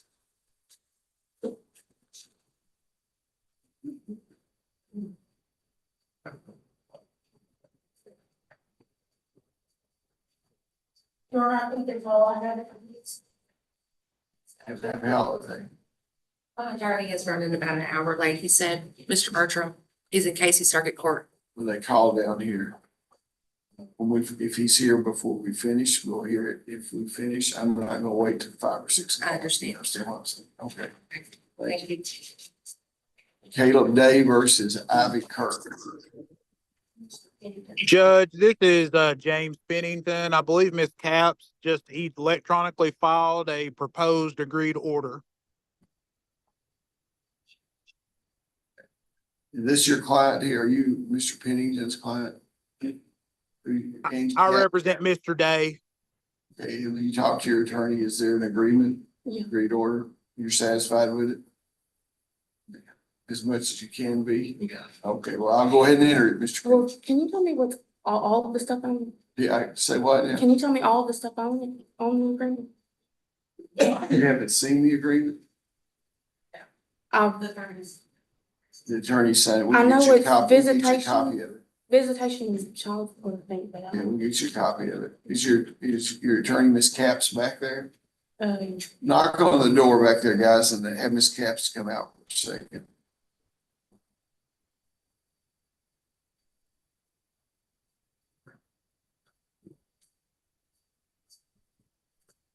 Oh.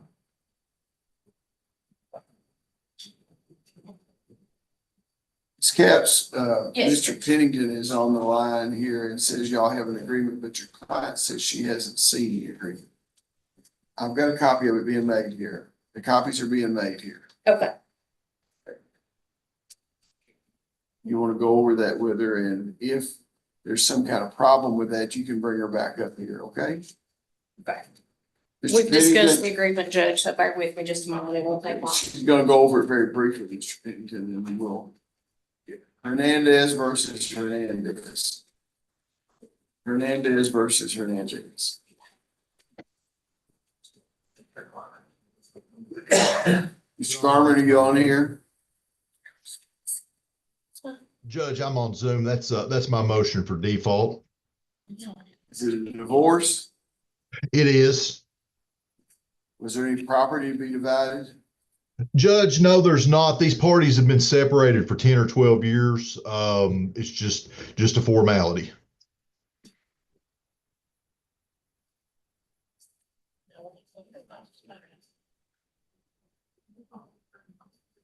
Are there children involved? They had children together. The oldest child, I think at this time is over the age of majority. Or I'm sorry, the youngest child. Youngest child, okay. And there's no property to be settled. No, Your Honor. Okay, well, I'll go ahead and enter the decree. And I'm gonna send her a notice and tell her that if she has any objections, that she should appear on January 23rd for the motion set it aside, okay? That'll be fine, Judge, and I'll appreciate it. Thank you. Okay. Judge, if we could recall the Davy Kirk case. Davey Hurt. Kirk. Excuse me.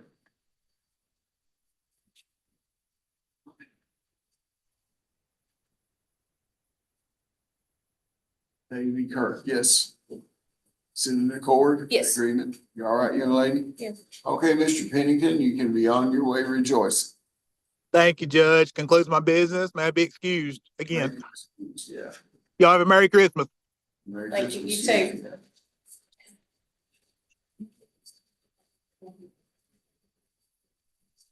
Okay, let's go back to the docket hall again and see if there's anything. Kerr versus Kirby, you made any progress on that? Judge, I've called both agencies and the one that he's proposing does not do family therapy. Okay. So, do you want me to call him back in here or? No, does he understand that? Bring him back in here. Okay.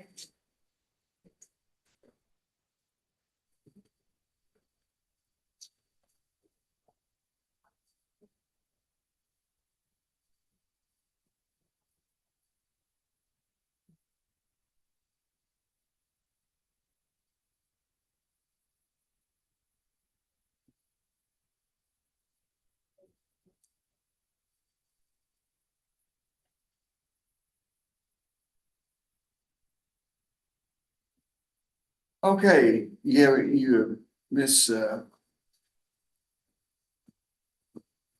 excuse me, Miss Capps has said that y'all made a phone call and says that the agency that you wanted to handle it doesn't do that sort of therapy. Is that correct? You hear him say that? I heard her mention it, yes. Okay. What's the cost involved? It's $90 per hour. And speaking with my client back there, she is paying out of pocket. I talked with Intrust and they stopped accepting Bluegrass in August of this year. Or Blue Cross Blue Shield, not Bluegrass, sorry. So Interest is not taking it either. No, Well, you're just gonna have to pony up the money because the insurance. doesn't cover it, so. When have you got scheduled? When you got scheduled? She's got an appointment, you just had one this week, right? Last night, and then when is your next one scheduled?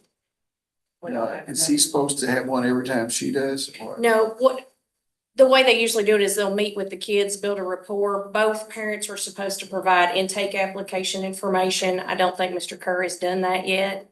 So they'll need to get his information. Different agencies, the reason he hadn't done it, I'm sure he hadn't done it to interfere.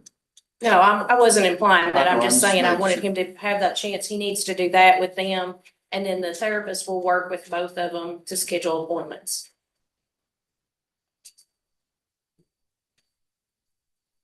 Well, you have insurance till you really need it. What kind of insurance works? If you go ahead, let's say by holidays are coming up, with their calendar.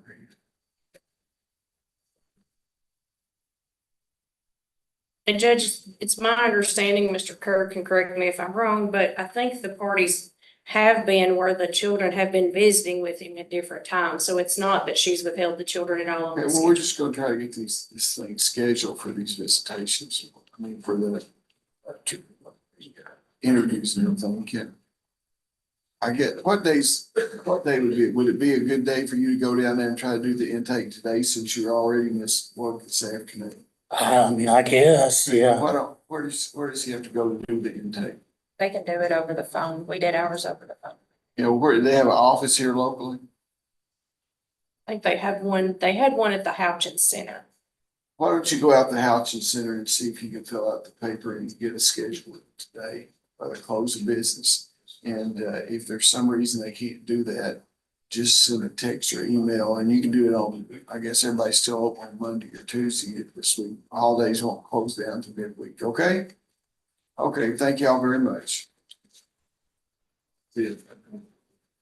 I'm not going to charge you any attorney's fees because it appears to me that you make a legitimate effort to do this, okay? Judge, I wasn't. I know, I'm just telling him that, okay? Okay, Kohler versus Kohler.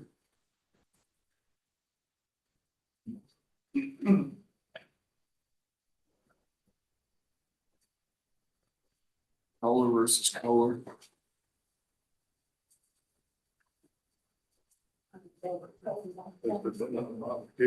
Yes.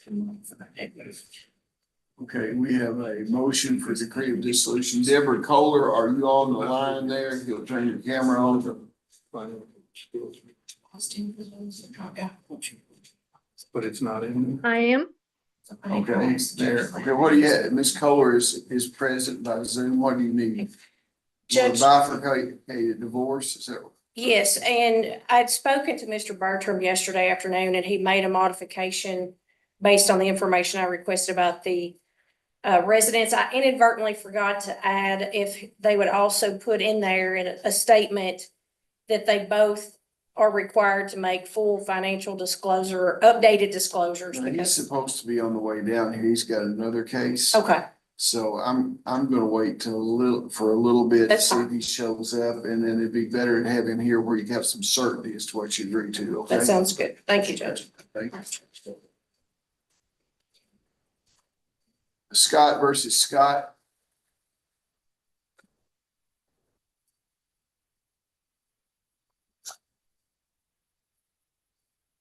Who filed this motion? Ted Landon filed. Was this Mr. Lavitt's motion? Yes, it was, Judge. And then I think it was also put on today for Ms. Scott to retain counsel. And she and I have spoken, and I sent an email to Mr. Lavitt. I haven't filed a formal interim Mr. appearance Lavitt yet. evidently has some kind of health issue. So I will if he'll redocket, do an order for me to redocket it for January the 23rd or go ahead. I can't do the 23rd because I'm scheduled for something in Metcalfe County for a That's mediation. our only rule day. So you need to reschedule your Metcalfe County things. Cause we I just. was gonna do it ask, can once we a do it in month. February? We just here once, I don't want to put it off to February. Okay, so if you can't be here you want me to call the judge over there and help you out? I will be glad to. kind of need to be there first because that was scheduled first, Judge, so I've got to figure out Y'all something. never schedule anything, one day a month, one day a month. Well, sadly, all of you all schedule your motion days on the same day of the week. So. Well, those other judges are unreasonable. So. Okay, if you work it out, if he'll agree, since you agreed to pass it today, if y'all want to hear this on some other thing, y'all work it out.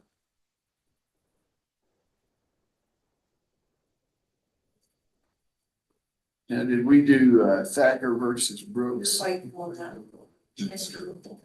Bertram's on that too. And Bertram is on Polar. And that finishes that docket except for those two cases, right? Yes, sir. We'll wait to see. In the 2:00 DVO the docket before we let the jury in. Lee versus Stewart. Lee versus Stewart. Mr. Stewart has not been served, so we'll pass over that. Now we have another hearing scheduled, Carver versus Carver. Carver versus Carver. And it's not scheduled till 2, but I have a jury coming in at 2, so what I want to do is try to set some outlines on what we need to take proof on until then, okay? Yes, sir. Welcome. Judge, good afternoon. Who's up here in Carver versus Carver? Mr. Lanham's here on behalf of Mr. Carver. Yes, I'm sorry, I missed what we were. Carver versus Carver, 23 CI 00035. It's a motion for change of custody, motion to relocate, a motion for sale of property, and a motion to cease respondents' time sharing, and a motion for attorney's fees, et cetera. Have y'all, are all those things to be considered today? Not the motion to sell property, Your Honor. You mark that out. So this is the relocation hearing that we have. Correct. And a change of custody. Well, there's a change in time sharing that Mr. Carver wants. Time share. And then we have a motion for contempt due to his ongoing failure to abide by the custodial orders. Okay. Be kind of wrapped up in. Well, what I'm gonna do is we've got the new jury coming in at 2:00. It'll take me about 30 minutes to qualify them. And I'm yours. Yes, sir. We'll have at least a couple of hours available. Should be enough. We'll be here. Okay. Thank you, Judge. There's Monroe County case on for here. Liberty Union versus David Dillon. Hello? Yes, Your Honor, I'm here on behalf of David Dennison. And I'm here on behalf of Liberty Federal Credit Union. Okay, what do we have here? Judge, Mr. Basil and I spoke earlier today. It sounds like we've at least got the ball rolling towards a potential settlement. And Scott, do I have it right that we're thinking we could maybe continue this out a month or so to see if we can reach an agreement? Yes, so we could continue it generally and then just renotice if we can't come to an agreement. Let's renotice it for January the 23rd. Okay. That gives you plenty of time. I'm sure you don't have other things to do in the holidays other than work on this. Okay. Thank you, Your Honor. That's perfect, Judge. Thank you. Thank y'all very much. That was the Monroe Circuit Court case, CI 23 CI 00091. So we'll send a copy of that tape to the file. Okay, thank you. Let's go off the record just for a minute. Now, we'd probably like to clear the courtroom because we're going to qualify the jury. So if you're on if you got cases pending, you can take seats outside and we won't hear anything else until after we do it. So you let the potential jurors in. They'll have to leave the office. It's more in the job right back. Well, You just tell me. let's just wait till we get the jury. Okay. You just tell me. Y'all just have one, you just have one oath, don't you? You have two. We have the constitutional oath and then the court oath. Yeah, I thought so. I made it be grand jury. I don't need big print, but thank you. Okay, well, I do. Pardon me. Yeah, so you want all this. Yeah, let the jurors.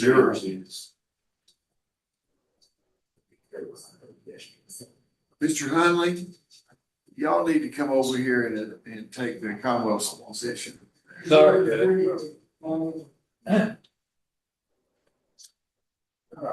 I'm on jury, I guess I'm still. Yeah, you got, it's like Mayberry, you got two heads on. Mr. George, are you doing okay? You doing all right? Pretty fair. Good. Could stand do a little better, but I'm getting there. Could be worse. Could it? Could be worse.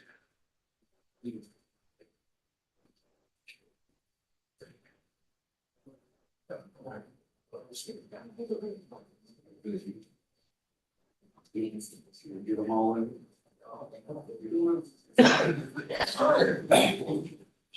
Hello, how y'all? Jerry, come on up this way, please. Yeah, we got jury duties. If they can sit on that front row and try to squeeze as many back through there as they can. Because we'll end up seeking breakthrough or something off. Yes. You want back here? Yeah, we'll sit up there. Billy's up there, then we'll sit back here.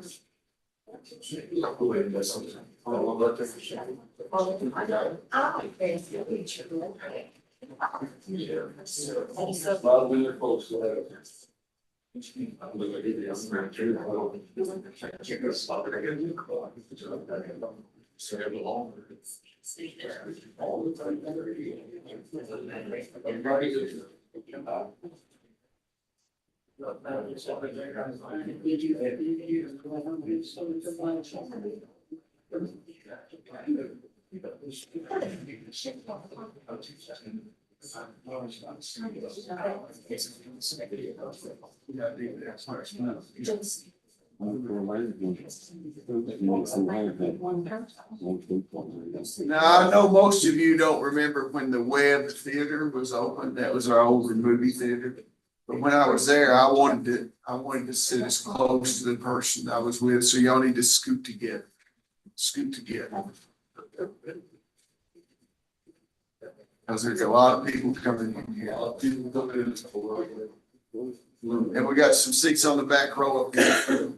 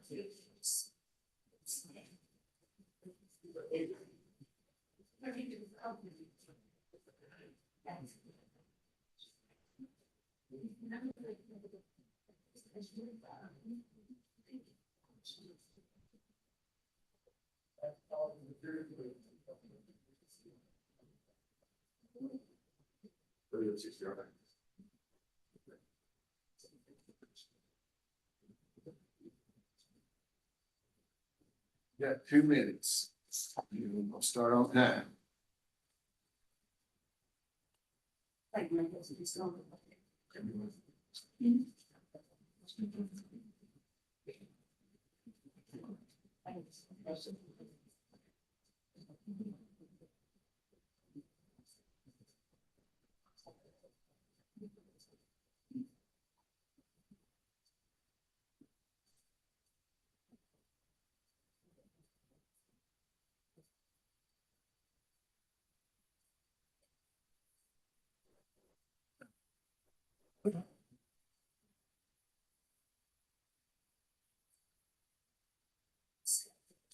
Okay, clerks, you want to come around front here?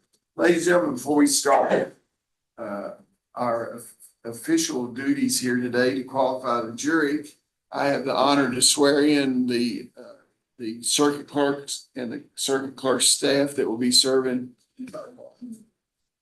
for the next 6 years, hopefully, if we all live that long.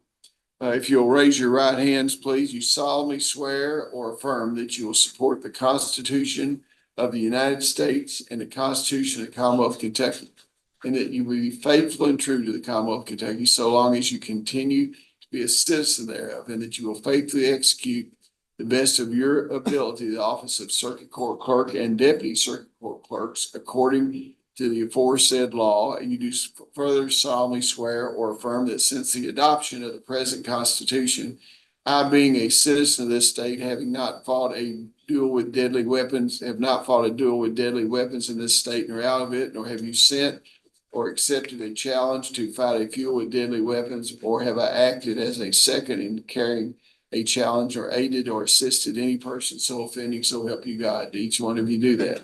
Okay. Mr. Hunley, after this is over, you can explain to us why that dueling thing is put in the. I remember it well. Okay. Okay, if you'll raise the clerk's oath. You each solemnly swear or affirm that you will well and truthfully discharge the duties of the office of Cumberland County Circuit Court Clerk and deputies thereof, according to the best skills and knowledge you may have, making due entries and records of all orders and judgments, decrees and opinions and proceedings of the court, and carefully filing and preserving in your offices all the books, papers which come to your possession by virtue of your office, and that you will not knowingly or willingly commit any malfeasance of office, and you will faithfully execute the duties of your office without favor, affection, partiality, so help you God. Each one of you do that. Well, congratulations. Y'all are sworn in now.